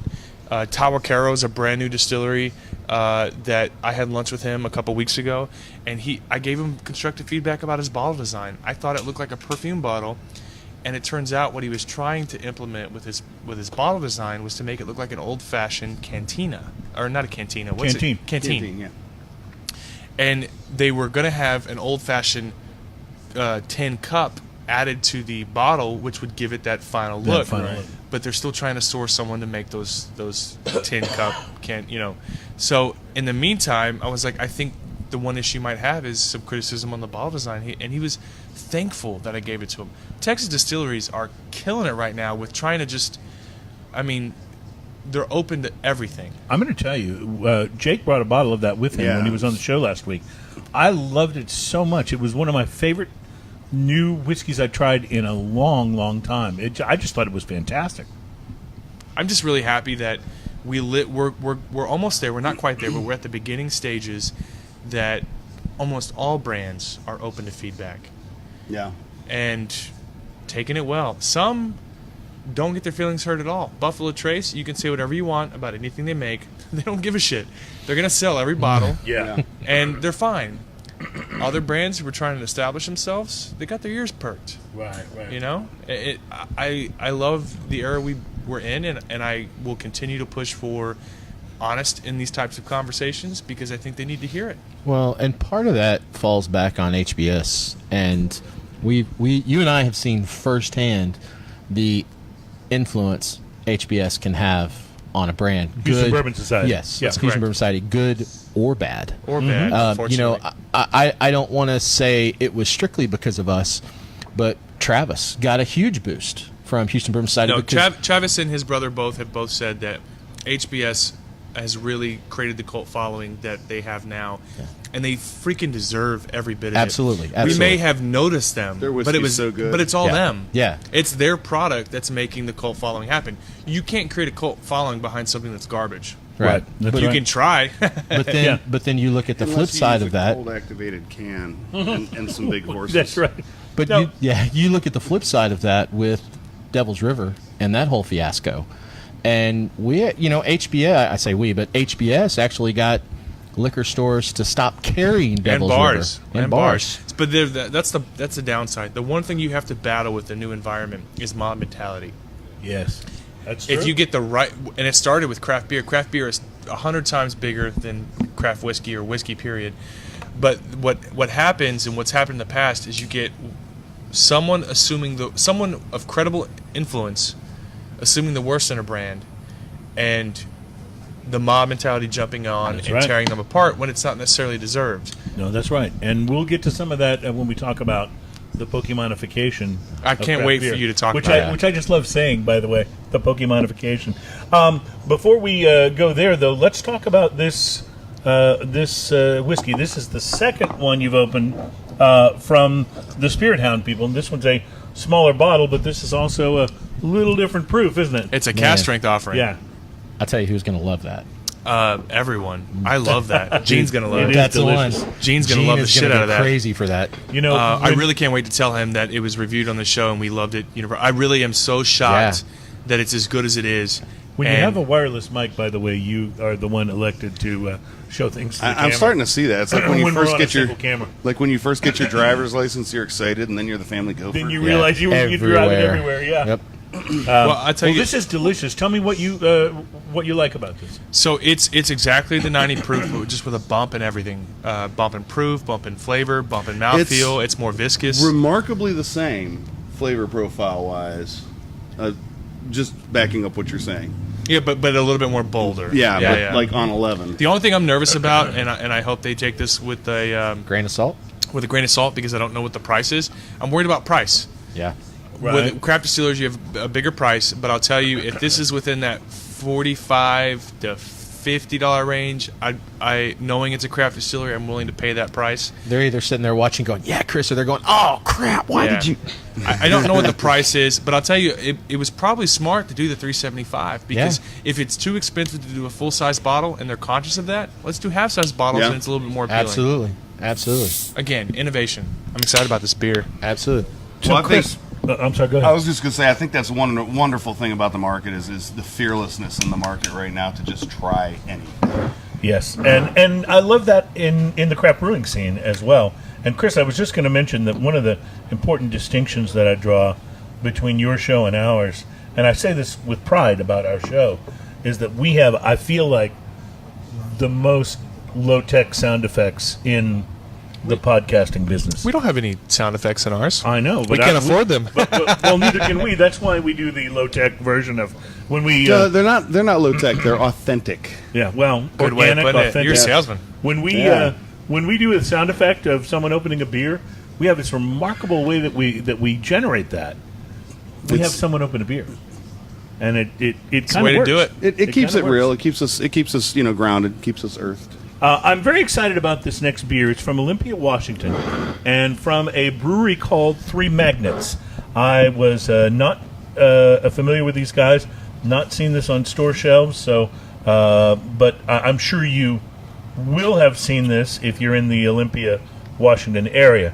And I do have another can of this, by the way, if you like it. So we'll me see that imbibe it. can. This is I this will is a wirelessly hazy, take it to the camera. juicy IPA that it looks like it's going to be right in my wheelhouse in terms of. I'll tell you something in right terms off of the flavor. bat. Yes. The nose reminds me. Nose smells good, Yes. but there's a thing that happens a lot with hazy IPAs. Yep. Is it a hazy or juicy? And what's it? I mean, They're both. It's two ways of saying the same thing. okay. Well, I'll tell you, it kind of smells like hot burn. Like I'm gonna have a little bit of heartburn after it. Interesting. There's a smell that specific IPAs get, but it smells incredible. We'll see. Ian, with you not being the IPA guy, let's start with you. Tastes like fizzy lemons. Which, by the way, just because I Great say name Ian- for a beer. Great name for a shirt. Fizzy lemons. I call 'em- Never mind. fizzy lemons, it gets weird. from Fuzzy here. lemons gets is what weird. I was gonna say. It gets weird.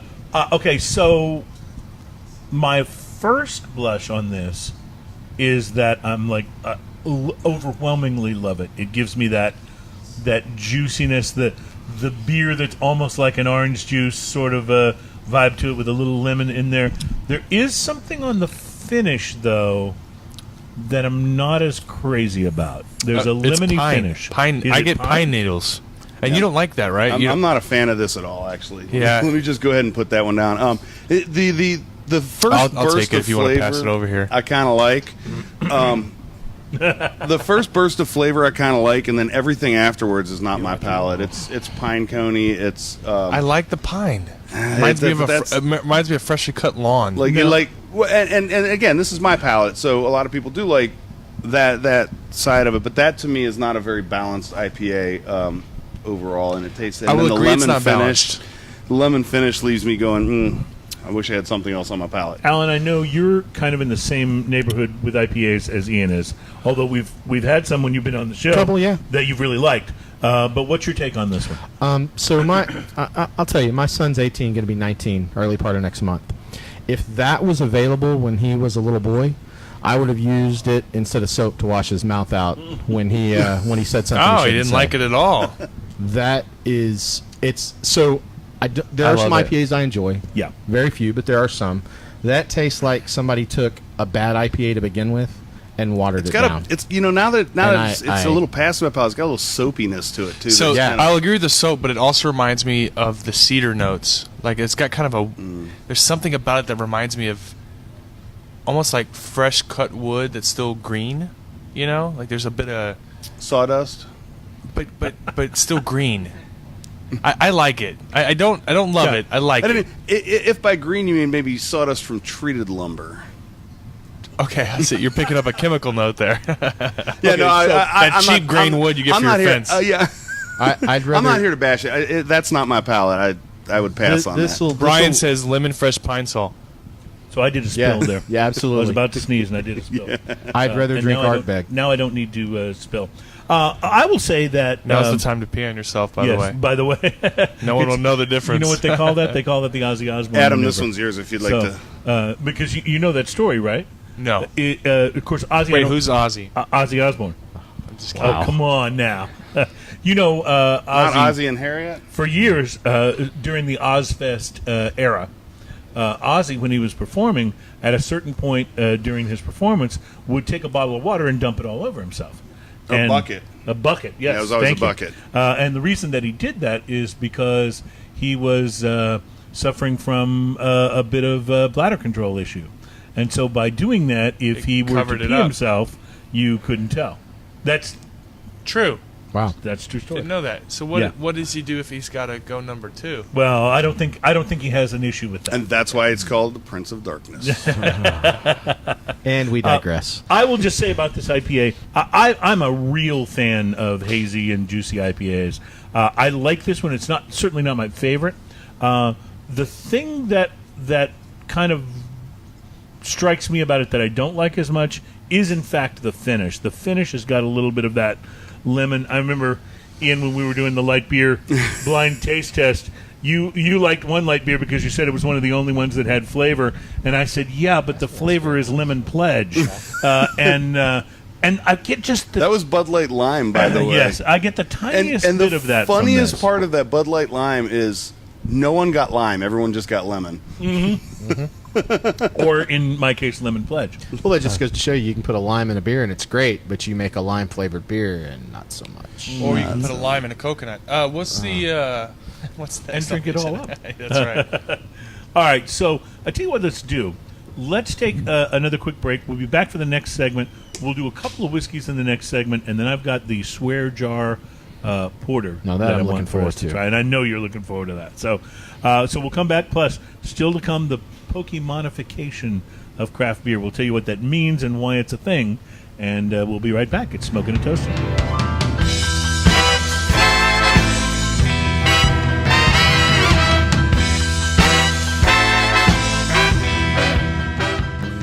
Welcome back, my friends. It's Smoking and Toasting. We are live from Stogies with a couple of guys that nobody cares about, but with someone that actually people do care about, and that's Jorge from Stogies.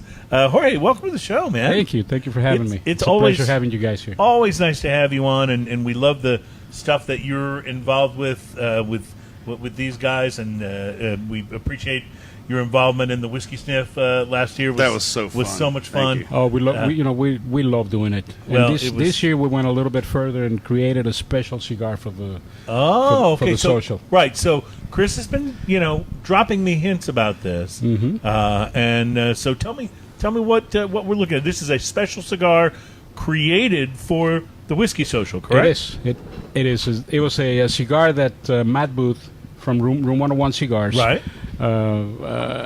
Chris and I blended together. It's a cigar that we think goes really, really well with all bourbons and whiskeys. And whiskeys, It truly pairs fantastically with these things.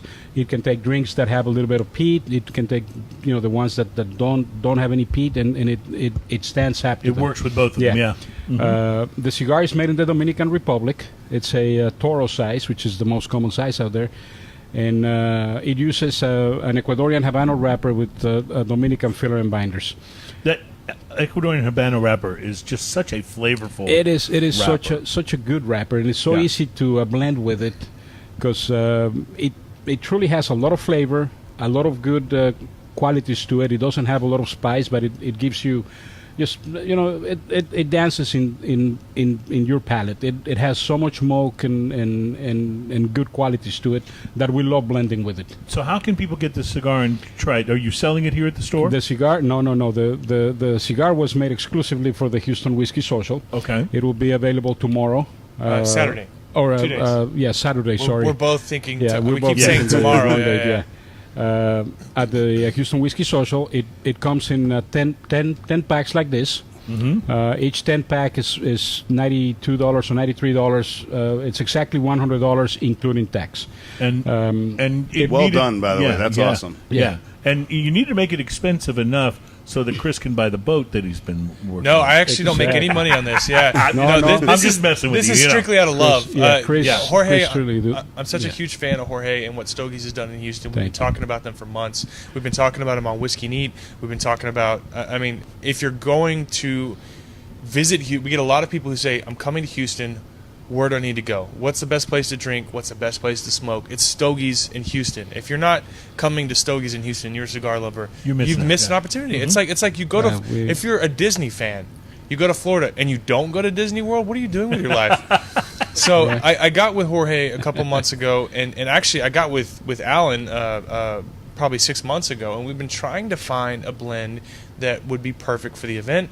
The group is known to do barrel picks, or we go out, we go to a distillery, we pick a barrel, we taste through a bunch of barrels, we find one we like, we pick it. We thought, wouldn't it be fun to do a cigar blend? And this is not some like canned cigar blend that you're just sticking your name on, right? That's correct. It's not that. This is a custom micro batch blend of 2,000 sticks, minus what I've already purchased, which is none of your business. But there's not and much. the ones that I've smoked. Yeah, there's not much left, and we wanted to find something that would go great at the event. Jorge, we tried a few samples before, couldn't find anything I liked. I got with a friend down in Clear Lake. He brought me some samples from a place in the Dominican. Kellner's in the Dominican, right?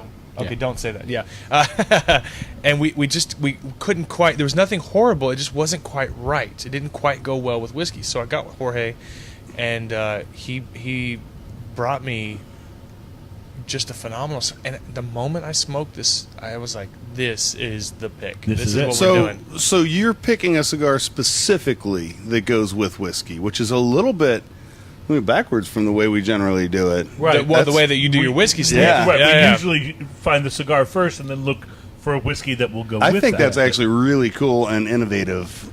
Well, Yeah. this is the first for the event, and in fact, it's the first for any Texas event. No one has ever done a private blend for cigars for any whiskey event in Texas, and Texas had many of them. And Jorge and Room 101 brought the heat. And I was so happy with it. I brought a few sticks. I know, Ian, you smoked one last week, along with our beer blend that we did. We did a beer recently, and I don't need to make any money on this. I just want to do cool shit. Yeah. I mean, as unprofessional as that sounds, I just want to do something that people are going to say. Don't let your sponsors hear that. You do it for the love, man. I do it for the love, man. That's really what it is all That's about. what it's all about. So at the Whiskey Social, obviously these will be available in the packs. Will they be available as singles or just in the packs? Just in the packs, Okay. but it really depends on whether we sell out at the Whiskey Social or not. Okay. The cigar, it's a one-time micro batch. We're not gonna do it again. It won't repeat, right? No. Next year we'll come up with something different, a different blend, a different size perhaps. That is also going to pair well with all kinds of spirits. So with it being something designed basically to pair with whiskey, I'm guessing probably no stronger than medium. I would see when I first smoked the first cigar I had. I would say I thought it was on the high end of medium, Okay. approaching medium to full, but not quite medium to full. And since we've gotten them in, I'd say it's definitely in the medium, and it's going to be, I think, approachable to anyone who's a cigar smoker, whether you're new or an experienced cigar smoker. That was done on Definitely- purpose. You know, we wanted to make sure that the cigar was not too strong or too mild. If it's too mild, you're gonna lose it when you're drinking whiskey. You lose interest If and it's you too lose strong, yeah. it's gonna overpower the flavor of the whiskey. and you'll do like one at a time. I've had a couple Yeah. of like really full-bodied cigars that the next day I was hurting. Yeah. So we wanted to find something that, honestly, I've had several occasions where I've smoked 2 of these. One poker game, I had 3 of them. I just really just loved it, and I'm very happy with it. And you know, if this works out well, then we want to do something much bigger and kind of hit a bigger audience. I just would like to back up. You were at a poker game, and you smoked 3 of these cigars. Well, you know, It if was you a play long it, game, yeah. it was a long game. So if you play poker, every poker game I ever played that was tournament style was a good 5 hours, 6 hours of my time. And that my wife in- was not happy. I was not invited to this poker game. I didn't know you played. Oh yes. Oh, that's a different. We're about to open a door in our friendship that I think we can't come back from. Yeah, this is entirely possible. Yeah. So Jorge, if there are any of these left after the after the the event, social, yeah. people will be able to buy them here. Is yeah, that right? yeah, we'll be able to. There's only sell one it. place in Houston you can get it, and that's Stogies off Westheimer. We'll have it here. Whatever doesn't make it out of the social. And by the way, what doesn't make it, there's only 200 10-packs. Yeah. Minus what I've already bought, which is none of your business. Right. So One of those And is the going ones to I be smoked. mine. and the Yeah. ones that he smoked. those ones. Yeah. So minus that, minus Ian's, minus mine. Yeah. So tell me about working with Matt Booth. What was that like? I mean, he's got a bit of a reputation as a sort of a wonder kid. People love Matt Booth. He's got an immense following, and him and Jorge are very close. Matt is probably the closest friend I have in the industry. In your face, Alan. On the side of manufacturing. You know, Okay, yes. there you go. But it's always fun to work with Matt. We've done 5 exclusives already with Matt Booth. 4 of them are available for purchase here in my shop. Is that with the Lancero that you had available last year? I have 2 different Lanceros with him. I have one called the Ichiban and one called the Namakubi. He also made our 20th anniversary cigar for us, and he's made a couple of other special event exclusives as well. Jorge, what do you think it is that makes him such a such Innovative, an expert? yeah. Innovative is the right word. He's Why is he innovative, so yeah. innovative as a blender? He's the That's- Elon Musk. of That's just cigar- the way he is. But you know, he's also like that in all his other businesses. You know, he started selling jewelry or making jewelry for the stars in Hollywood. Yeah, I remember he took a Yeah. leave of absence or whatever from the cigar industry for a Exactly, while. but that's who he is. I actually asked him once, "Where do you come up with all these ideas?" And the response was epic. I think he said, "You know, they're just living rent free in my head, and I put them out as I need them." So beautiful. you know, yeah, Matt's a great guy, very approachable, very easy to work with. He's got one of the most sophisticated and developed palates that I've ever seen in the industry. There's only a handful of guys that can do what he does, truly. That's great. And you know, he's going to be at the social with us. He's that's great. So he's people flying will be down able- tomorrow. He's people will flying be down able to tomorrow. meet him when they come out to Absolutely. the- oh, that's awesome. We'll make sure that he's able to autograph all the specs for them if they want him. That's great. And take a picture with him.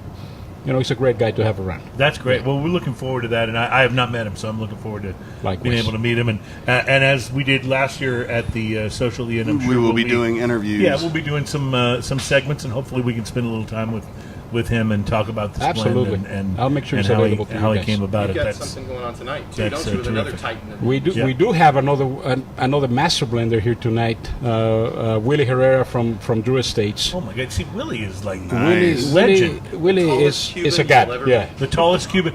He's got to be the tallest Cuban ever. be. The He's Herrera 6'7" Esteli is or one that I 6'8", something always like that. keep in my He's humidor, extremely too. tall. Yeah. Is he taller than Omar? He is about an inch and a half taller than Omar, if I'm not mistaken. Yeah, yeah. I find it interesting that, and I mean, you know, you've had so many of the luminaries of the cigar business here. Ian and I met AJ Fernandez here. Well, you know, at we're very the shop. fortunate Yeah. that those guys make the time to come see us and spend time with me, with my customers, with everybody here. People can get on like your email list and find out about these events. Absolutely, that they have absolutely. coming up. Can they do that from your website? Go to our website, Yep. stogiesworldclasscigars.com, and sign up for the email, and you're going to get the invitations to every one of our events. You're going to get emails about the new releases we have coming out. We promise not to send more than an email, 1 or 2 emails a month. We're not. I was going to say I'm on the list, and you do not like. No, we don't want to do that because I don't like it done to me, so I don't do it to other people. Yeah, I get it. I get it. It's the easiest way to know what's going on at Stogies. Jorge, what I appreciate so much about you and about Stogies, but about you in particular, is there's the people that we have connected with the most since we've started doing the show are the people who have such a passion for what they're doing and for, obviously in your case, the cigar industry, but it's true in the craft beer and spirit side as well. How did you get involved in this like crazy cigar business? I've been smoking cigars since I was 18 years old. It's just something that became a passion, became a hobby of mine, and eventually that hobby became a business. And it just grew on me. I know you're not supposed to ask this in this PC time, but what is your heritage? Where is your family from? I was born in Mexico. Okay. My family is Lebanese. Okay. On both sides of my family. So I'm full-blooded Lebanese, but I'm second generation born in Mexico from both sides of my family. So your accent is more Mexico than Lebanese, sure. I grew up in Mexico, yeah. Okay. I grew up in Mexico. I've only visited Lebanon a couple times. But is there a cigar scene in Lebanon? Oh yeah, absolutely, yeah. It's not as the whole cigar culture. Pretty much in the rest of the world is not as developed as it is here in the United States. Isn't that interesting? Yeah. You go to other countries and you're going to find stores, you're going to find lounges, but not that many of them, and everything's small, tiny. They have a couple of chairs for you to sit down. Every once in a while you come across a nice lounge, but they also don't have access to all the cigars that we do. Right. Yeah, we can't get the Cubans in here, and that's all they get over there. Right. And now they're starting to get a few of the Dominicans and the Nicaraguans, but not that many. I may have asked you this question before, but I think it's a good enough question that I don't mind asking it again. Plus, we're very repetitive on the show, so that we're so repetitive. Yeah, that has to do with that. But if the embargo winds up being lifted at some point, and it's legal for you to sell Cubans in your humidor here at Stogies, how do you think that impacts the cigar industry in the United States that has become so robust with Nicaraguan, Ecuadorian, Honduran, Dominican? Yeah, I think it's just going to make it better. I mean, we're going to have access to everything that's out there. A lot of the cigar smokers believe that Cuban cigars are better. Right. And that's certainly the legend. In my opinion, they're not better. They're just different. All right. The Cuban tobacco has a very, very distinct flavor that you cannot duplicate in other countries, even if you're using the same seeds. The properties of the soil are what really give that tobacco the different flavor. Now, American palates are really used to the Dominican and Nicaraguan flavors. It's going to be hard. At the beginning, everybody's going to want to try the Cuban cigars. I think eventually they're going to say, okay, this is good, but it's not better than my $8 or $10 Nicaraguan, and I'm paying $25 for this. So it's going to become more of a special occasion cigar. I think the Cuban cigars are better than other cigars as a traditional wisdom that has proven, much like, you only get good beer in Germany, the same way. You're absolutely right. At one point in time, that may have been true. Yeah. But it's not anymore. Time, they had the only industry that was truly developed. Right. Now, the biggest problem that Cuba has is not the quality of the tobacco. It's the fact that it's government-owned, and it's the number one source of income for the country. So they don't process the tobacco the way that it should be processed. They cut back on all the processes. Shortcuts. Yeah, a lot of shortcuts. If in Nicaragua they ferment the tobacco for 18 months, in Cuba they do it for 3 or 4 months.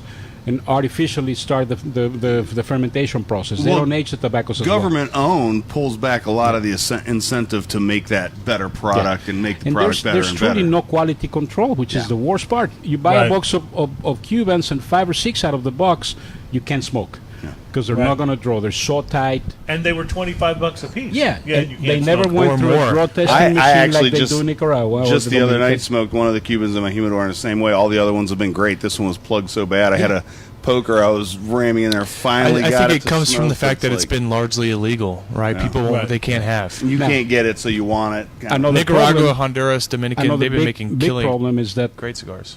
according to Cigar Aficionado, about 94% of all the Cubans we smoke in this country Aren't are Cuban. counterfeit. Yeah. You know? They're Honduran or Nicaragua or Mexican cigars with a Cuban label on them, and we end up smoking crap, thinking that we're smoking the real thing. Truly, about 75% of the smokers cannot tell the difference. They do it for the experience, you know. Yes. They don't have the palate, but they do it because they like the Oh, it's a experience. Cuban. That, Well, let's sit down, let's and that's called enjoy. smoking the label, so Yeah. to speak. True. You know. Yep, True. Yep. And Yeah. and some of them that I've had kind of taste like you're smoking the label. Now, when you get a good Cuban, there's very few things like it. I I truly. agree with that, and Yeah. and I've had When you some get that a have been good like Cuban cigar- almost life-changing And experience. there's a It's very almost unique impossible to quality match. to Yeah. a Yeah. true Cuban cigar that True. you don't It- get it from, has like a you very said, the distinct soil. flavor, Yeah. like I said, you know, it has this aroma, almost like fresh baked goods. You know, it's just fantastic. The problem is finding that good one in a sea of bad ones. You Yeah, know? you can eat a good pastry almost anywhere, but there's nothing quite like a French pastry in France. Exactly. Yeah, Yeah. yeah, absolutely. Yeah. You were about to pour something, I thought, Chris. Yeah, that I thought opened might this be, Calumet Farm. So Calumet, right? I always. So there's a good friend of ours, Matthew Torregrosa, reps a few brands here in Houston, and Calumet does this thing where they call it single rack black 10-year-old. It's a small batch blend of 19 barrels, and it's 10 years old, age dated, for a freaking reasonable price. And Okay. so he is not paying me at all, but I'm a fan, so this is a completely honest opinion. Okay.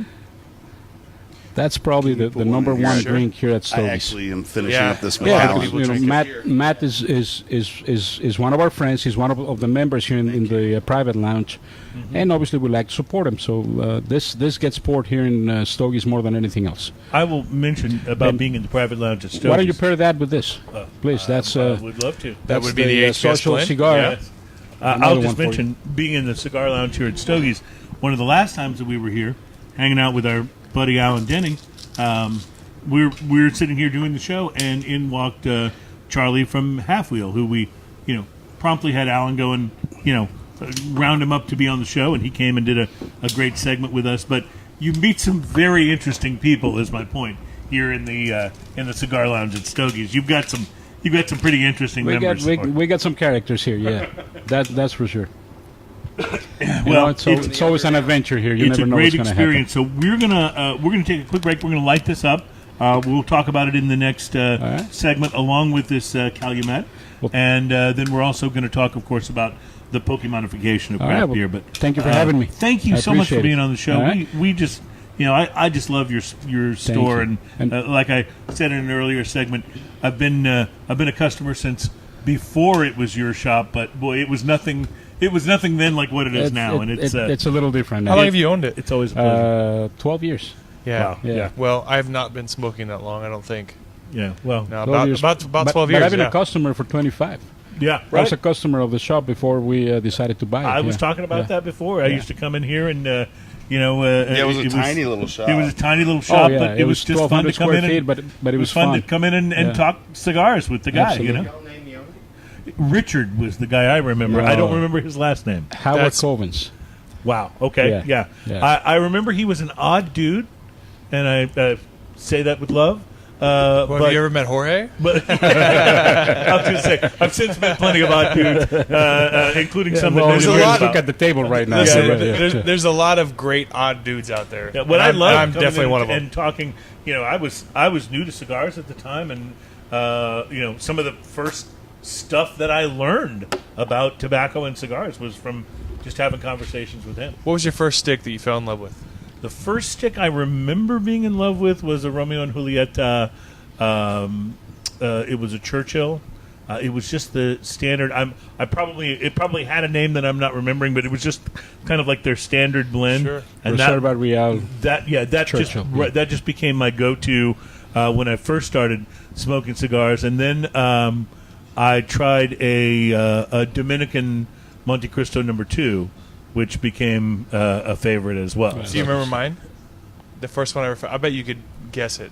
God, we talked about it. It was a Rocky vintage 90. 1990 Well, Rocky that's a Patel was my great first cigar. cigar that I Great was cigar. like, this. I like cigars. Well, So and I I've told that story before of meeting Rocky and him giving me one of those before it was released, back before there were Rocky Patel cigars. To this day, that is still thing, and it's wonderful. in Rocky's top 3 selling cigars. And The interestingly 1990. enough, and it's been a few shows and I back enjoyed the now, 92 Yeah. too. but I smoked one again and reviewed it on the show, and the gist of my comments was that with all that's out there now, with so many of these brand new, crazy boutique things, and as good as some of them are, don't sleep on going back and smoking those classic Rocky Patel 90 and 92s. They're Absolutely. amazing. Can I speak to this that I just let up? The initial light on this is like toast right at the perfect edge of being burnt.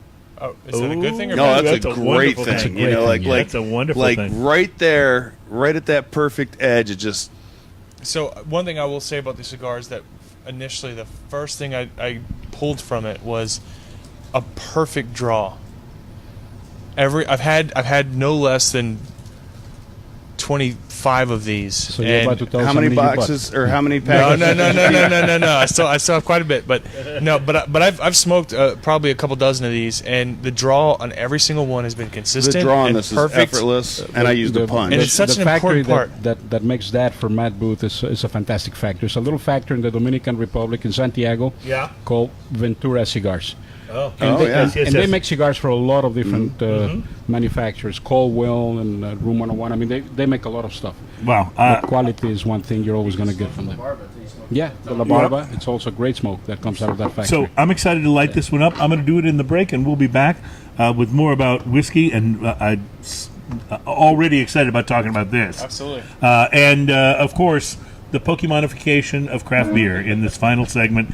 We are smoking and toasting. We're live at Stogies, and we'll be right back.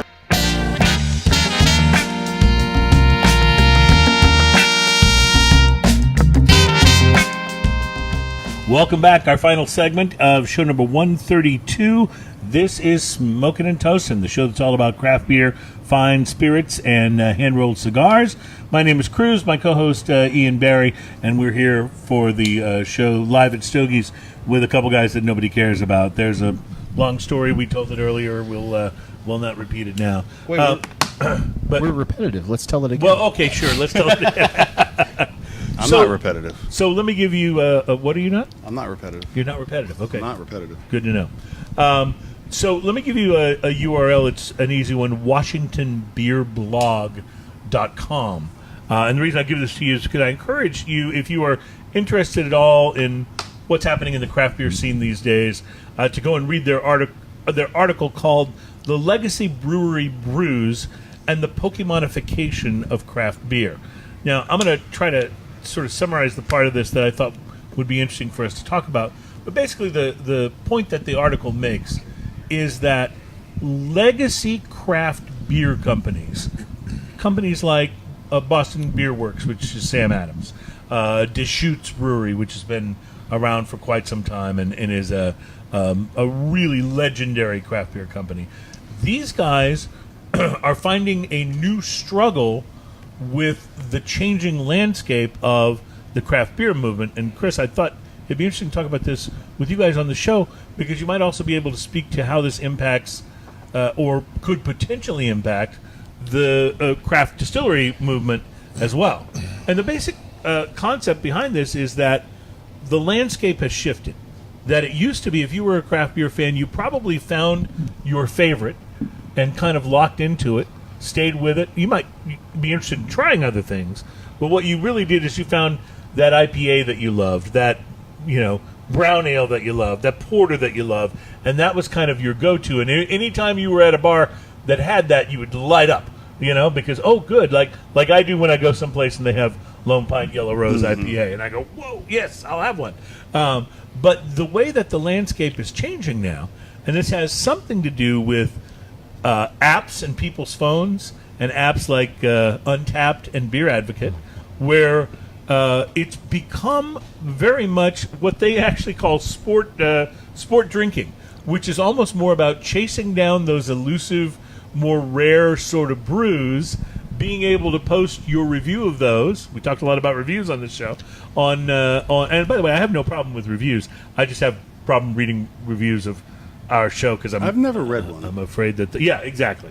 But you read beer reviews though, right? Yes. Yeah. Okay. So, but the idea behind how the landscape has changed is that people are always chasing what's new and unusual and interesting in a way that's brought about some struggles for what you would consider the legacy brands in craft brewing. Sam Adams, despite the fact that you can find it on tap in a lot of places where maybe you can't find as many other apps. I'm always thrilled when I go into a place with limited options, but they do have Sam Adams. I'm like, I'll take one. But there's now so many of these craft beer friendly establishments where you go in and they've got 40, 50, 100 taps on the wall. And there's all kinds of things you're going to try, and people are going in, and I do this myself. You try stuff you haven't tried before. I don't have a tendency to go on, and maybe it's because we talk about beers on this show, but I don't have a tendency to go on and necessarily rate them on Untapped and Beer Advocate.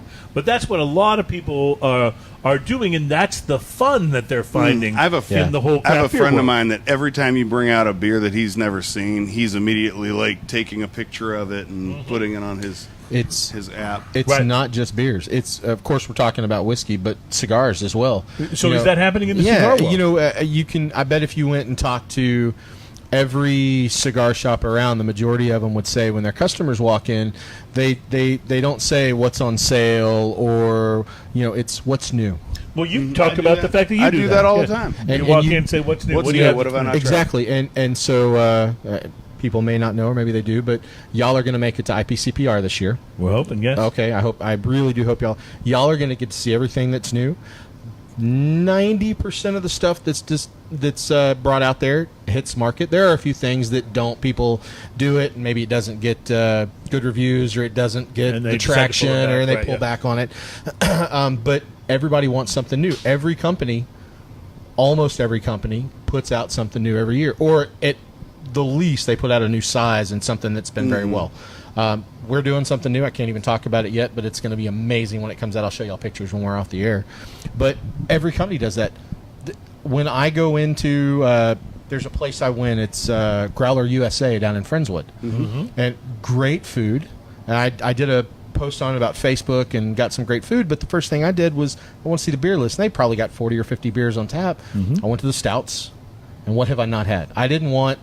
I love Saloon Door Tasty AF. I love Southern Stars Buried Hatchet. Those are course. ones that if they didn't have anything that looked good, I can jump on those You and can drink be happy them. there, right. Super happy, But yeah. it's just like in the cigar world. It's just like the guy who he smokes Romeo and Julieta Real. There's nothing wrong with that. It's a good It's a good cigar. cigar, Smoke yeah. it, but they try something, but they've got that fallback. And I think craft distilleries, craft beers.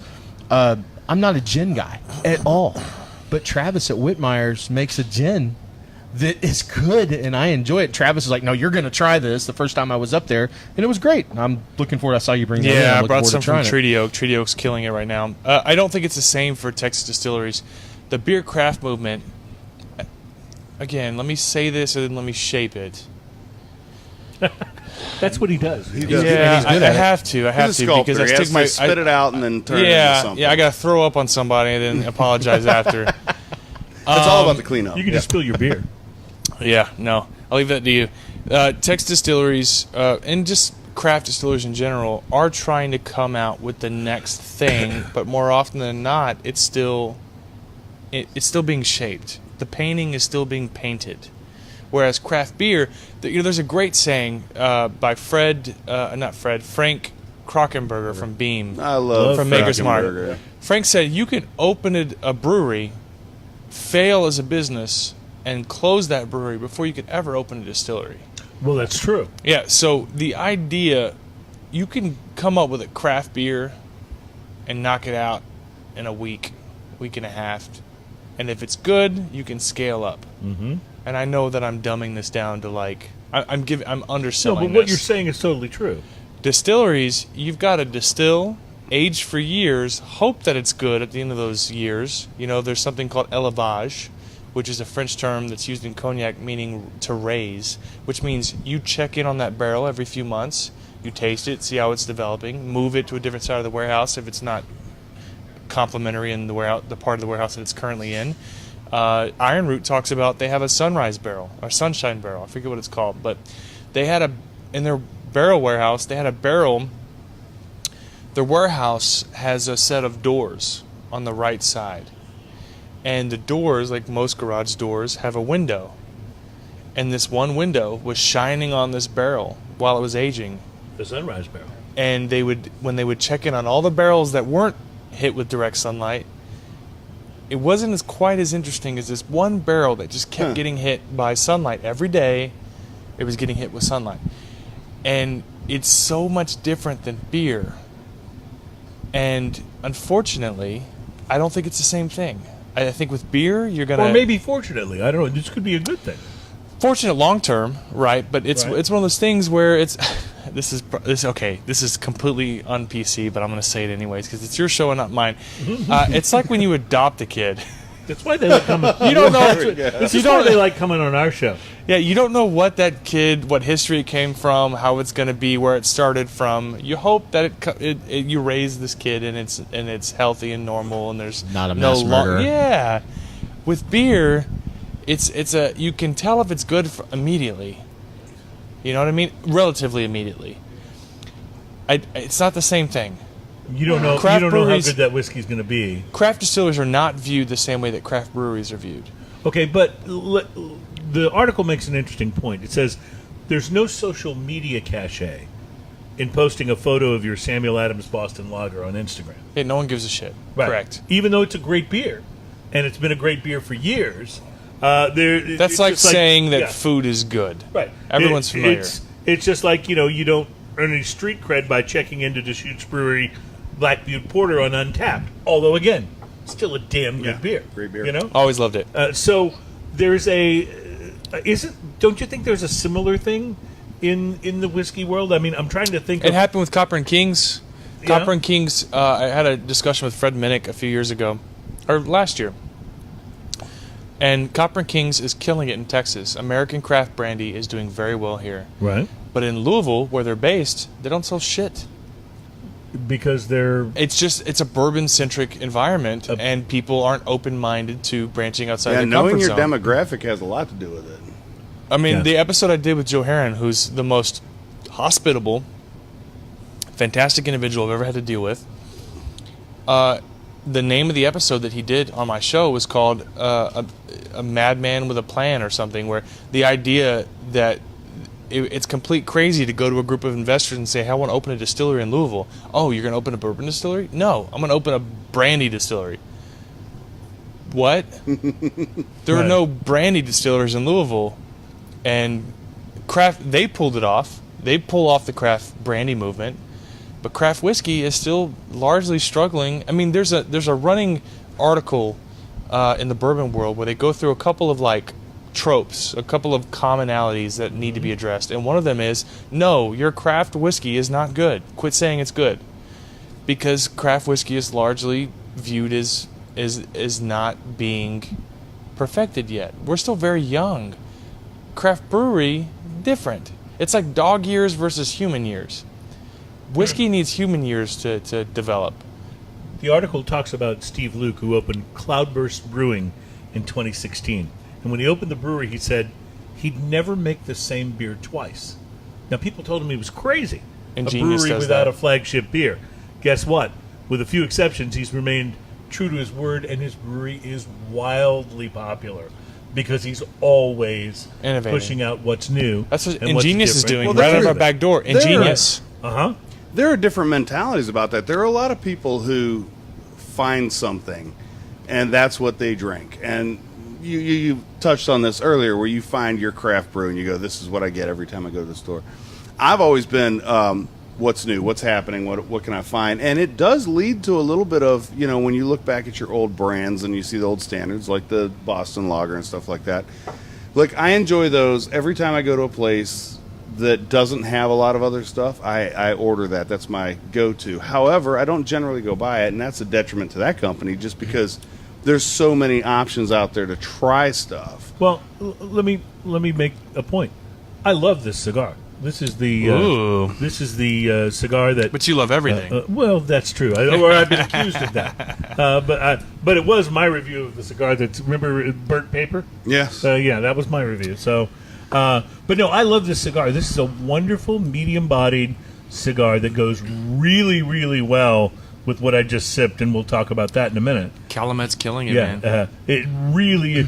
This is a cigar that I would love to make a regular part of my humidor rotation. You better buy a bunch of bundles when you're at the social. Yeah. Right, I won't be able to because it's a limited release. So as a consumer, I'm loving the experience, but I'm a little bit frustrated because I won't be able to add this to the, H. Upman by AJ Fernandez and some of the other things that I buy regularly. It's a one-off, yeah. Right, this one's and I'll be honest with you, it was kind of news to me. Jorge was just on. He said that next year it'll be different. I would love to scale this up and do significant. I would love to do a second batch of the same thing at a much larger scale, just simply because I love the cigar and I'd like to have it regularly available. So herein lies the problem. One, going to something you said about Ingenious, is I love their stuff, but I get frustrated because I'll go up and find something I really fall in love with, and it's like Buffalo Bayou, same thing. I get their limited releases, All their and I limited, fall in yeah. love with it, and I'll And then stop. you Man, can't find I'm it. hitting Total Wine, scooping it up so I that don't I can have think- 10 bottles in the fridge. I don't think anyone in Houston does as many limited as they No, do. they do, and they do some crazy ones. So and many ones, and yeah, some of them yes. are really good, and we've tried them on here. Some are really good, and some of them not so much. But hey, I'm going for it. But with this, so with their stuff, I don't see with the beer industry where hey, we don't have this specific vanilla bean or that hops or whatever, so we can't do it again. With the cigar industry, a lot of these micro batches, Matt may have gone and said, okay, I like the smell of this tobacco. I think it's going to work well. It's a 2006, came from the Plasencia farms in Nicaragua. This is great. There's a finite number. Maybe they only had They 3 only have bales so of that much, tobacco. right. So there is no way to do it like the major. Our tobacco is sourced with EP Carillo. We don't have farms. So when Ernesto goes and he finds what he wants, the first thing he has to do is say, hey, am I going to be able to get this year after year after Right, year? right. And is it going to be consistent? Are you going to be getting it from the same farm? Or are you going to be, hey, we're going to grow it, but 3 years from now, we're probably going to have to grow it 4 miles away? No, he's not going to buy that tobacco. And that becomes a problem with scaling something like this. Is this wrapper may have been a one-off. And that's Right. there was enough to do 2,000 cigars, and that's it. So I guess it's analogous then maybe to going to a great restaurant and the waiter comes over, tells you about the special, and that sounds delicious, and you order it and it's the best thing you've ever eaten at that restaurant. Guess what? You're not getting it the next time you come because it's a special. So I guess maybe the lesson is that enjoy the limited things while you can. While you can, yeah. Have fun chasing them. But I want to put, because I feel like we owe such a debt as, let's just keep it with craft beer for a second, to the people who opened this whole industry up and first brewed really delicious beer. So I want to encourage every Smoking and Toasting listener that's interested in doing this at all, go out over the next week or two, buy a 6-pack of Sam Adams Boston Lager, buy a 6-pack of Deschutes the porter, Black Butte, the Black yeah. Butte Porter. Like, buy that, take it home, put it in your refrigerator, enjoy the hell out of it, remind yourself where we came from, Well, and help support these guys there's that a- are still, There's a that are still doing nostalgia it, place you know? for that too. Sure. Like beers that started you on the trip, on the whole, journey of finding, bigger, better, faster craft beers, whatever. But like you go back to some of the ones that started you on the journey, and you go, yeah, that's Yeah, just yeah, there we good. go. I mean, it's like, I try to do that from time to time, and some of them just slip through the cracks, And there's beers that I like. Flying Dog used to make a barley wine called Horn Dog, and I still, every time I walk by the Flying Dog section, I'm like, You still look to see if they've never got put it out again, It's so good. And that's fun, and you look for the next new thing, but at the same time, sometimes just going back to that first one that got you there, like you're talking about, what was the first cigar? Like for me, the Hemingway from Fuente, the short Such story. a great cigar. It was the perfect size for a beginner cigar smoker. It was on the light side with flavor. It's still And it also spoiled you.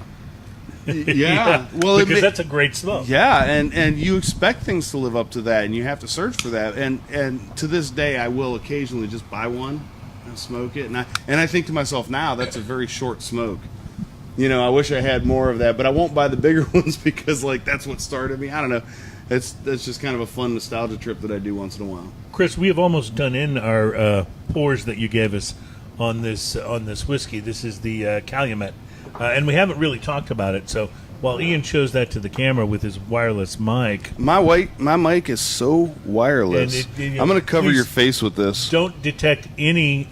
Do I have like a body and a whiskey head? There you Because go. I've always thought that would be awesome. It's a bit of an oak bomb in the most positive way. It really is, and I love that. This to me is It's sweet oak.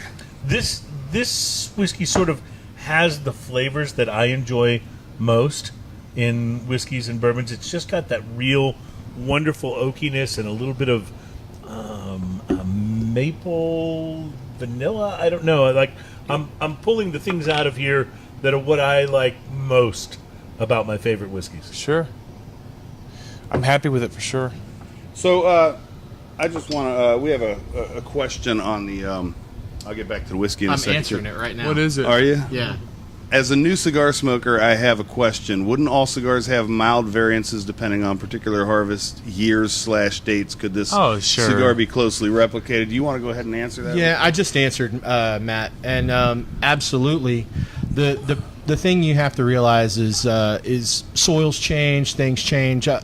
Most of the major farms, when they're growing tobacco, it's a rotation. They grow a season of tobacco. It's a crop, and then tobacco is a very, very nitrogen rich plant. Right. And so it sucks the nitrogen right out of the ground. And this is also another problem that Cuba has, is they're just growing as much tobacco as they can. They've sucked a lot of nitrogen out of the ground over the so years. Nicaragua and the Dominican, what they do a lot of times is they revitalize it with corn or soybeans or sorghum or multiple things. When we were out at the Aladino farms, Sorghum. they talked about how Sorghum. they rotated the crops and planted the sorghum and the different things in order Exactly, to, and so to you revitalize the soil. Yeah, you got a season of tobacco, season of sorghum. Season of tobacco, sorghum puts the nitrogen back in, tobacco sucks it out. Nitrogen back in, on and on and on. But as long as you're doing it and you're consistent. Now, if you were to do tobacco, sorghum, tobacco, corn, tobacco, soy, you might get some differences because I don't know, the nitrogen variances. But as long as you're keeping the steady rotation, the soil's the same. There's no major, maybe if you get a hurricane and some things change, but because You're every able to get cigar, many of the same quality. no one makes a cigar and they use all the tobacco from the exact. So you'll get a Nicaraguan Puro, which for those of you that don't know, that means all the tobacco comes from Nicaragua. But you get it from different regions. You're going to have it from Esteli, you're going to have it from Jalapa, you're going to have it from here, you're going to have it from there. Variances from and there's going to be be variances. of course, if you were to make a cigar Nicaraguan, all from Esteli, then yes, you would definitely be able to taste some different nuances. But when you blend it up, the binder is totally different than the wrapper, and you get all that. Your palate is going to have to be so refined to taste those nuances that it's going to be very there's a unlikely genius that you in can. blending like that. Well, because yes, these are the guys that have those super refined Exactly. palates. If are these blenders who are working to go for the same flavor combination that they had in the previous year's if you vintage. liken it to cooking, imagine making spaghetti sauce, and you always get your tomatoes from one particular place because they're the best. And then all of a sudden that place doesn't have tomatoes. You have to get them somewhere else. There's going to be variations. Sure. But being able to adjust the other parts of your sauce to make that still taste the same or as close to it as you can get is what we're talking Your about. garlic was the same, your salt, your pepper, your onions. Which is, that's its own. That throws back to terroir, right? where they're grown, who's been growing it. There's like this belief that where you get your grain from speaks to the end result in the glass. And it happens with food constantly. It definitely happens with whiskey. I'm sure it happens with beer too. But So, pulling back to Calumet, this is delicious. It's great. It's really good. And I was just going to mention, you talked about terroir, and one of the big trends right now in craft beer is knowing more about the hops and the source of the hops that are going into the particular beer that you're drinking. And you see, we reviewed a few weeks you missed back. it, but Ian's been. He pulled out all the glasses to his side of the Ian table. kept all of the porter glasses to his side. We reviewed I was like, where'd the others go? And I'm like, oh, they're all over there in front of Ian. we reviewed the really going on Wolfpicker porter from Odell. I'm sorry, the Wolfpicker IPA from Odell's recently, and the all of the stuff on the can. You know, when you read about the beer, is about knowing your hop farmer and knowing about the farm and the conditions under which the hops are grown. And I think this is a trend that you're going to see more and more of in craft beer, is really focusing in on not just we used Citra, or we used Amarillo, or whatever Galaxy, the different hops or, are. Right. But here's where it came from. Here's the conditions that they use, which reminds me very much of the cigar world. Yeah, and it's funny when we were talking about the first time when we were talking about doing the cigar, and we knew, hey, what's the blend? And You were right about Chris, by the way. He has a bladder the size of a pea. So hey, we'll just dump a bucket of water on you. I was and then you just pee at the table. I was actually watching him to see how long it was going to take him to say, heck, I'm going. Not long. Did I take your cigar, or is that yours? No, That's Chris's. He that's just said Chris's, which you just said. Okay. So we were talking about this, and Chris wanted to know the blend in Ecuadorian. Basically, the wrappers on a cigar, realistically, unless the binder's super cool, the wrapper's all you need to know. Right. Because 60 to 80, depending on the Of the cigar, flavor, percentage of the flavors coming out of the Yeah. The filler's just there for filler. It's there to make sure the cigar burns. It's to give you a little smokes It's properly, yeah. Yeah, it's not there for the flavor. That's what the wrapper's for. The binder's another considerable portion of the filler is very minuscule. But you have cigar geeks out there. And I'm not saying that's a bad thing at all. I'm a cigar geek, but you get them out there that they get specific. Like, oh, it came from the Esteli. Well, what farm in Esteli? Oh, how much rain did they get that year? Is this this a 2014 bumper crop, or is this 2015 where I know that year certain farms weren't fermenting 19 months; they were only fermenting. Come on, you're getting absolutely ridiculous. Smoke the cigar and enjoy it. You don't need to know that much information. I know, like, personality-wise, I have the capability to be that guy from time to time. But what I really do, especially with beer and cigars, is I just remember cigar good, Right. beer good. Exactly. And try and enjoy it, even if I'm smoking the same blend and there are differences from year to year. I try to remember, you know what, this is just a good cigar. Does it have to be the exact same? No, I wouldn't expect a chef to make the same dish every single time, exactly the same no matter what. That takes some of the fun out of it. And that's McDonald's. That's Luby's. That's those kind of things. I'll tell you.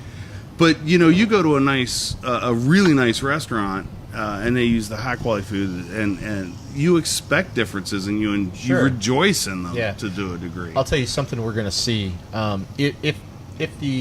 If it does ever open up for Cuban cigars, and everybody talks about Cuban cigars and being able to smoke a Bahique or Monty No. 2 and that, and being able to buy them here, that'll all be cool. Y'all talked about that with Jorge on, but I'll tell you what's going to be really cool is, and this is the part of it no one talks about.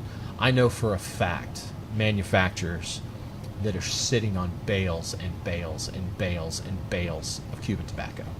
So imagine you've got company AYZ that makes a great cigar. It's one of your favorite. And they're a great manufacturer, and everything that you smoke, maybe certain things don't hit your palate, but they're good cigars. And imagine all of a sudden they can do a Connecticut broadleaf Maduro wrapper, which is one of the most popular wrappers in the world. And is then, awesome. And then it's got a Cuban binder with Cuban, Dominican, and Nicaraguan filler made by this company. It's not a Cuban. It's not your Monte Cristo No. 2, Cuban Puro. Right. But when you get to be able to start mixing, Start blending with that. yeah, That is That's going gonna to open be things up. amazing. And, the general consensus is when Cuban cigars come in, there's one company, Altadis, nothing wrong with them. They own all the distribution rights worldwide for Habanos SA. They actually own part of Habanos SA with the Cuban government. Right. And so their stores, the Monte Cristos, are probably going to be the first ones to get all those Cuban cigars. And Interesting. there's a good chance that when we are looking for Bahiques, that's where you'll have to go Right, first. right. Later it'll open up. But the other stores, places like Stogies and Maduro's and Cigar Time and Cigar Town, those places are going to have an EP Carillo that may have some Cuban tobacco, or a AJ Fernandez that's got some Cuban.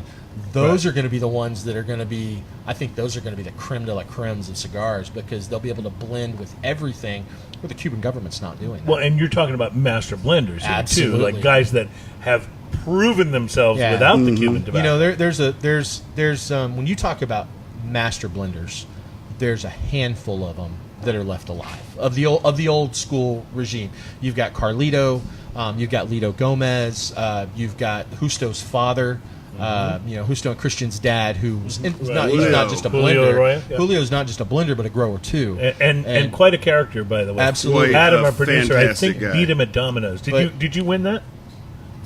No. Oh no. Sorry, But- Julio won.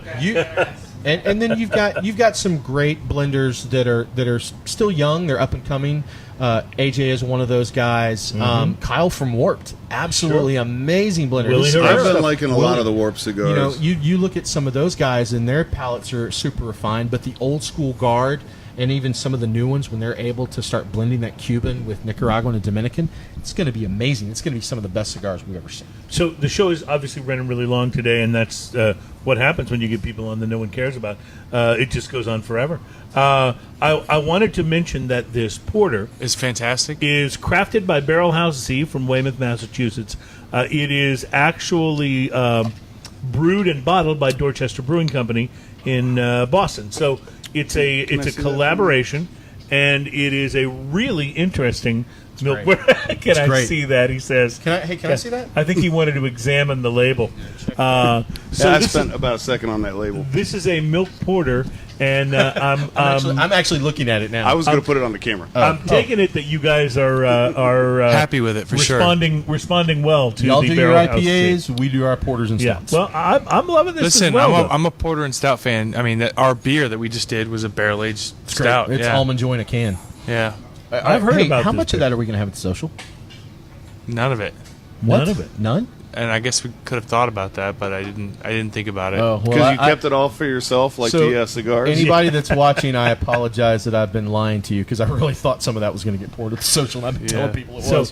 Fortunately not. It must be cool to be Kris Hart, because you go and you do all these, you do all these specialty brews, you do these special barrels, you do these special cigar blends, and then you keep most of them for yourself and take a few of them to the soda. We're going to have to do No, an no. episode called Being Kris Hart. Right. Being Kris Hart, I think it sounds like a special on Bravo. I think we should do a Facebook Live from his house and just walk around and look at everything in there. So we try to. I mean, there's a lot of conflation or a lot of overlap that happens between the social and the Bourbon Society, but we try real hard to keep things as separate as possible, because anything I do with the Bourbon Society is not for money, and the social is clearly a second job. People forget that. Yeah, and I don't want to, we're releasing a little bit of our Copper and King's pick at the social only because it's yielding something like, so a typical barrel normally yields about 25 to 30 cases. 30 is on the heavy end. We've got a couple of barrels of Copper and King's brandy coming out that are yielding 45 cases. And I'm sorry, go ahead. well, we're going to be releasing some of it at the social just to kind of make a dent in it, so that when we release it for the group citywide, it's not as difficult for a store to bring in and sit on if it doesn't move as fast.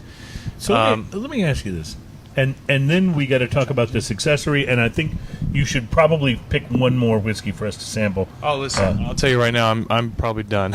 Oh, really? But I'll find something for you. Yeah, Okay. it's his daughter's birthday, and Oh, when he okay. leaves, he's going to. I've got a family dinner to get to tonight and a meeting before that. So Oh, wow. Oh, Well, you're all not right. going to Rosewater tonight? no. Oh, Well, so while you're picking that, though, let me ask you this question: do you think you are a whiskey snob?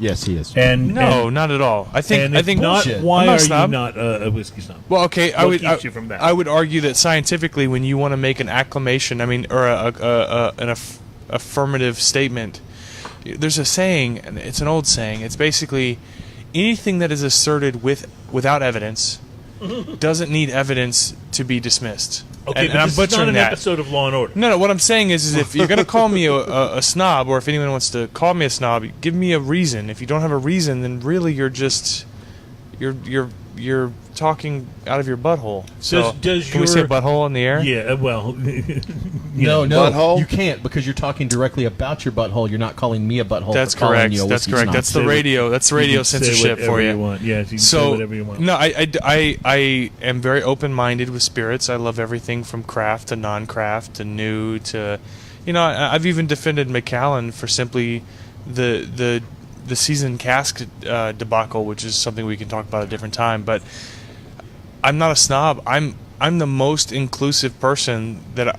Listen, this is going to be a bold statement. Let me say it, and then let me shape it. And then he's going to shave it. He's Yeah. gonna shave it. I think that if there's anyone in Houston that is, I think it's going to be hard pressed for you to find someone in Houston that's more inclusive than I am, which is why I'm not a snob.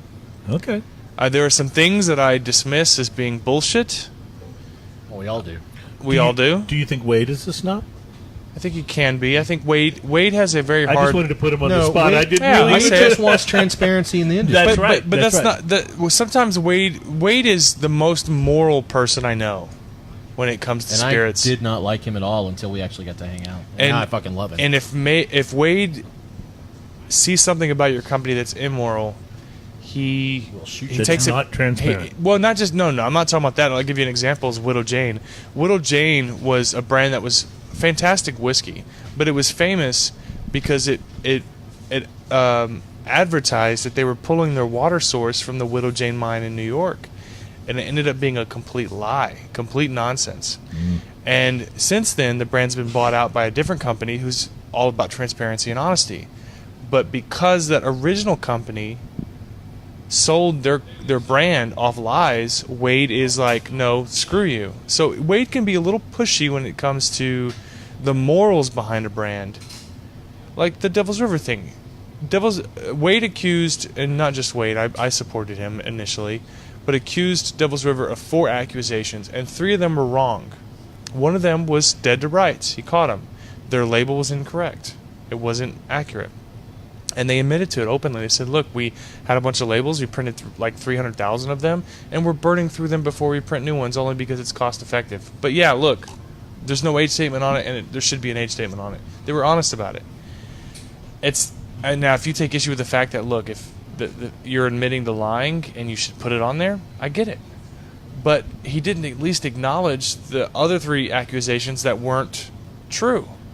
So Wade's not a snob. He can be a snob.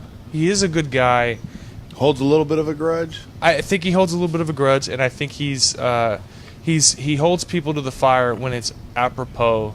And I love it. And I love that about him. And He people was who love great him- on the show. He was Yes, he great. was. I was a little offended when he was on the show, by the way. Yeah? Yeah, so Why, 'cause you weren't there? No. I'll tell you what it is. You guys asked him what his top bourbons are for the price and right. all these different things, and you actually read through a list of an article that said That's these. right. Yeah, you didn't ask me or Alan any of Yeah, these you things. never asked us what our We've been on the favorite show cigar a dozen times. More since than that. I think before we're up to like 24 Yes. Oh my gosh! I guess interview you're- jealousy. You- I Yeah, guess look, you're- yes. A I little- guess you're going to have to return then. You asked Wade all these questions, and you never asked our opinion. And I right. thought I just want to point this out to the I listeners. think at one point you called him an expert. I was like, whoa. This Are we not? we call him the Tater Talk expert, I think. But yes, I just want to point this out to listeners, by the way. Sometimes it's when you get to segment 5 that the really juicy stuff comes out. Sure. We've had a And little bit so, to drink. It's time congratulations for staying with us to segment 5. It's time for reviews, is all I'm saying. Yeah. So, all right. So, we will get to this because actually that would be a great show. You guys listing your favorites, and I think maybe what we should do is one of those things where we all That would be a very kind of poignant list our show. favorites. I'm happy to And- give my and, top 5 and my worst 5. Okay, but let's save it. That's another show. See, we don't have that much content No. here, so we have to save stuff like Yeah. that. That's going to be good. All right. So, I just before we get too far away from it, the Barrel House Z Porter. It's great. A wonderful and fantastic. Absolutely. Wonderful. No complaints. So drinkable. No complaints. To me, this is like, it's like you took Guinness and made it into a milkshake. Yeah. You know, it's just a wonderful, wonderful thing. All right, Chris, you're going to pour us one more. Okay. You had something in mind, I believe. Amazing. I think you poured some for Alan, that is amazing. but he was the only one that got to taste it. And I know Ian's jealous. Okay, so this is gin, which is the original barrel-aged vodka. This is the last one. Waterloo Antique Gin from Treaty Oak. Wait, I thought vodka was actually The first unflavored gin. All right. So the color of that gin is a little strange to me. Yeah, so I don't know the story behind it. I'm going to assume it's barrel-aged, which is fantastic. When he poured it, I was like, no, I wanted the gin, thinking it was the clear one. And he was like, this is the gin. And I'm like, oh. Yeah, they got several gins. I've developed an appreciation for gin. Dude, I'm really, Austin is part of my territory. I'm really looking to go in because there's a new cigar shop there.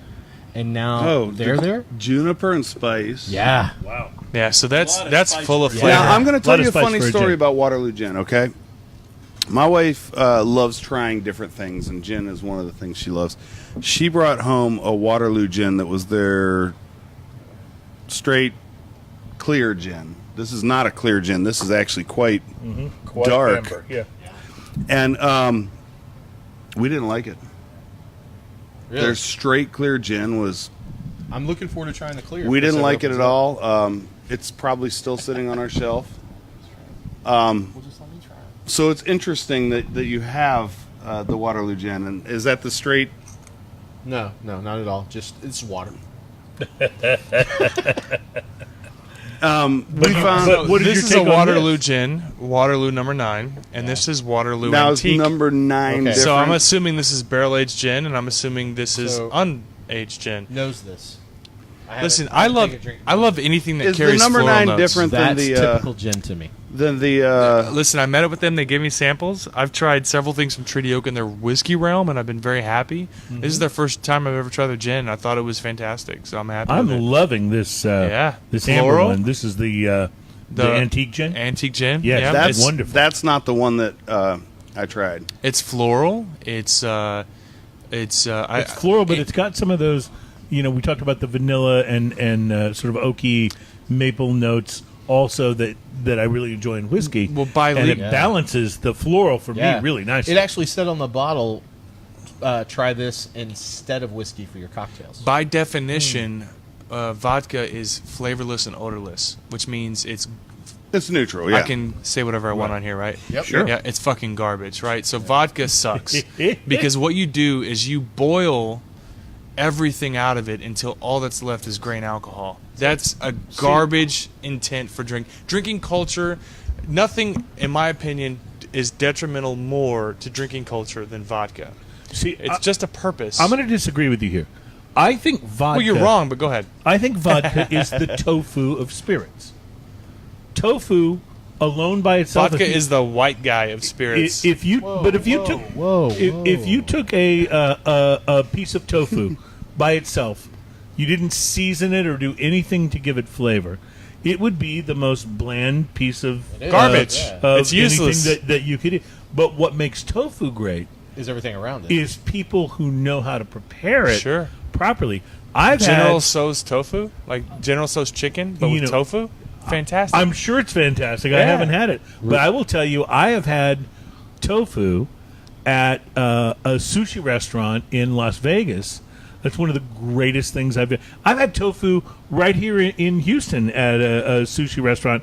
That was one of the greatest dishes I've ever had, and it didn't matter to me that it was tofu and not chicken or beef or another. In fact, the fact that it was tofu, that it lent itself so much to the flavors and stuff that it was prepared with, was part of what I liked. And I think of vodka the same way. Vodka is about something that you take and you either make into a martini with a couple of very minor additives, or you make into a great cocktail. There's not a lot of point to me in drinking vodka straight because there's not that much flavor to it. But that doesn't mean it's not useful. Yeah, so gin is actually the original flavored vodka. They would take a vodka base, and they would redistill it, and then the distillate would, what's the word? Not airize, but it would basically become steam, right? They would boil it, aerate, whatever, and they would send it through a basket. There's several ways to make gin, but I would argue that the most common way is through a gin basket. And what they do is they put a bunch of botanicals and they would you can macerate it too, but they would send the distillate through the floral, grassy botanicals, and you'd pick up all those notes of essence, right? And it's basically, with whiskey, you're getting all the essence of the barrel. With gin, you're getting all the essence of the botanicals. Well, so the truth is, and for people who are listening here, the truth is they all start kind of from the same distillate. Sure. In a general sense. And to They a all certain start point, yeah. Right. As white lightning And- or whatever you want to call Well, it. until you boil it out of everything. So whiskey can't be distilled above 180 proof, right? So 180 proof, there's still substance there, which means if you take Right. it off the still, you can still taste qualities of the mash bill. Right. At 190 proof, all of that's been taken out of it, and all you're tasting is alcohol, and that's garbage. I think. And now in a cocktail, it's one thing. I know that there's a lot of people screaming at their phones or iTunes or whatever.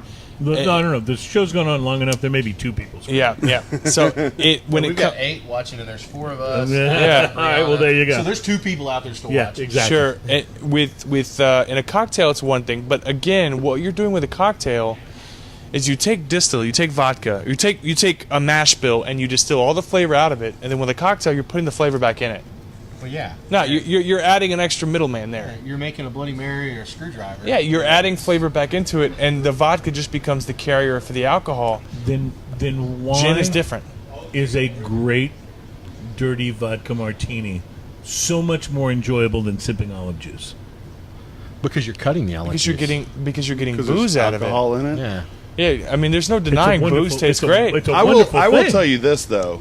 A great martini doesn't have vodka. A great martini Yeah, it's has gin. gin. Oh, see, then now You're a this good is- man. You're a good man. We're gonna debate. You're this. accurate. I'll thumb wrestle you for this one. We're going to debate this in a show. We've talked about this for a long time. We've never done it. I really want to get 2 martini masters on, one who will make gin martinis, one who will make vodka martinis, and we'll do the great martini Be totally different. face-off. I mean, I it's just totally said I'm different. not a snob, but I'm thinking of all these insults towards the word gin master. Gin master. No, that. So is your never mind. face. Okay, yes. Wait, did that work? Let me stop myself. That's what your mom said. So I wanna point out- So, all right. So I didn't say Woodmaster, Go ahead, and, that's then, Ian. and then we're going to wrap up the show. No, I but was go just ahead. going to say, so the Waterloo gin that I have at the house has a really cool label, guns on it, everything, all kinds of cool stuff. Well, this is just stuff It's Chris stole from the distillery. Not the Yeah. same as that. Yep. And this tastes like an aged or barrel-rested gin right here. And it's good. By legal definition, gin can't be barrel aged. So you throw in a word in front of that, all of a sudden it becomes okay. Well, this is- Waterloo gin. And Old Tom that's what gin. this says, yeah. Ah. Well, all right. I So will tell you this, though. There's a company and I hope they're still making it, but there's a company called Bone Spirits in Smithville, Texas. and They're I've struggling. tested- Yeah, so they're really good at sourcing their whiskey out to other people for them to rebrand and rebottle. They're- They can't sell their own distills. Their gin, their aged gin wonderful. You brought me some. It's wonderful. is amazing. Travis, if you're listening, bring some gin to the social. All right, so we had more things I wanted to get into, but this has already been an epically long show, so I'm going to wrap it up. This is not epically long. 100 was epically You'd long. be surprised at how close this one is to 100. Are we really? Yeah, you'd be surprised. Fudge me. So guys, first of all, I want to Going thank on you 4 hours. for being guys that no one cares about. It's always so much fun having you on the show, and we go way longer than we should, and but it's a wonderful thing because we're enjoying the conversation so much, and the spirits and beers, of course. But Alan, I do want to, before we close up, I just want to take one more opportunity to congratulate you and EP Carillo on the Amen. success of Amen. your cigar. You being the number Well one deserved. rated cigar in Cigar Aficionado. And I will tell you, sometimes I'm quick to be dismissive of the cigar aficionado Sure. reviews Sure. for some of the reasons we've talked about, but I've smoked that cigar. That's great. And it's a Outstanding. fantastic smoke. In fact, both Ian and I did a top 3 list of last year, and it was the only cigar to make both of our top 3 lists. I'll tell you right now. Let me interrupt you real quick. Last year, before it came out, you brought a sample of it to the Randy Randy Blank, Blanks. Yeah. the annual GCBM meeting, Gulf Coast. Yes, I'm going. Gulf Coast Bourbon Maniacs gotcha. meeting, and you said it's not out yet. You guys are the first people in the state and one of like half a dozen in the United States who tasted it. And you told me back then number this one is a cigar. number 1 contender. Yeah. Yep, and it won. It won. You know, I've said it 100 times. I'll say it again. It's Larry. I've said it. I'll say it again. Ernesto is one of the best blenders on the planet. He worked on this cigar for so long. This cigar was not in the works for months. This cigar was in the works for years. That's great. And Tell everybody exactly which cigar it is, by the way. so Encore, it's Ernesto's crown jewel. We had La Historia. It's part of the Carillo. EP Carillo, Ernesto Perez Carillo. He worked on this cigar for years and years. And the tobacco, the wrapper, he got it. And when he got it from Nestor Plasencia, Plasencia is the largest grower and seller of tobacco in the world. And he said, this is what I want, and I want all of it. And he just smelling it, smoking a little, but he knew there was more to it. He had to do more to it. Mm-hmm. And he came up with budge. So there's a particular term, and I can't remember what it is, but basically this tobacco, when it's aged, is laid in palm bark. And so this tobacco is, they basically layer a burlap sack, a box, whatever you want to call it, and they put the tobacco in, and there's palm bark all over it, and that palm bark does something to it. Imparts a certain Yeah, and it characteristic, totally changes the characteristics of the tobacco. It's an old Cuban style of doing it. There's a word for it, and God, I wish I had it. But it basically changed it. And when Ernesto did it, and he aged it, and then he smoked it, and he was like, this is it. And when this cigar came out, I was like, this is number 1. Just like he said at Randy Blank's. And, you know, that group that I brought that cigar to, they were the first people in the United States to smoke that cigar outside of those of us that worked for Ernesto. Wow. We got to smoke it back in January, but it is a phenomenal cigar. And I'm one of those that I get frustrated with ratings and reviews and stuff, especially when you've got a cigar that comes out that's a limited edition cigar and it gets number 1, or a cigar that not every shop can carry and it gets number 1. It's very hard for people to find. This is a cigar that's got 4 sizes, and it's readily available. I mean, it's here in Stogies. It's in the humidor right now. You can go to so great. any of the shops I love saying this, any of the shops that I allow to carry it, because as I'm the snob. yeah, I was just about to say. So as one of Ernesto's chosen few, I get to decide in my territory who gets to carry it and who doesn't. And not every shop gets to carry it. But you know, find it, go out, smoke it. It's worth it. They wouldn't have put it on their top 3 if it wasn't a great cigar. Well, congratulations and I appreciate it, once guys. again. Thank you so much. And Ernesto appreciates it. You know, it's definitely an experience that you should have. Hold on, before we go, we got to hit on one thing. And I know we're already running super late. You got something in front of you there that no one's talking about. Well, yeah, this is gonna be a long discussion. I think we're gonna have to save this. Yeah, You have to save I'm with that you. for another I'm with episode. you. Okay. I hate to do that, but I think we I'm have to with save you. it because it's I'm going in to be a very agreement. long I just saw it discussion. sitting there, and I was like, we talked about this so much in the beginning. Well, it was part of what I- we intended to discuss on the show today, but now everybody's going, what the hell are they talking about? Completely self-serving too. I want to do a shameless plug for myself. I am riding in the BP MS 150 Are you? this year. Congratulations, man. I that's ballsy. I've done it, but I haven't done it in about 10 years. I think you should jog it instead of riding it. There are people that do it on a unicycle. This is a ride Seriously? from Houston. Like, yes. is that a joke or No, I'm 100% serious. This is a ride that goes from Houston to Austin on a bicycle, and the minimum to get into this ride is you have to raise $400. I set a goal for $5,000 to see if I can come up with as much of that as possible. This is raising awareness and towards research for the MS Society, and also over at the New Potato here in Houston, Bell's Brewing and the New Potato got together, and if you go there and you buy any Bell's beer, $1 from that purchase goes into my BPS MS 150 That's awesome. fund. If you don't make it, do we get a refund? Oh, I'm going to make it. Yeah. That's not an issue. I'm going to make Or, it. or just another beer. Well, let me put it this way. I've been training quite a bit, and I can do 60 miles, okay? And if you can do 60 miles, you can do 100, which is pretty much the first day. But it's, I was going to say it's 2 days. They split it. Just hurts after 60 miles, so I'll get through it. That's not a problem. Hopefully, I'll train enough to where it doesn't hurt so bad when I get there. But what I would like to say is if anybody out there would like to put towards the MS-150 fund, you can look it up under my name, Ian Barry. You should be able to find it on the website, and I'll post it on my personal as well.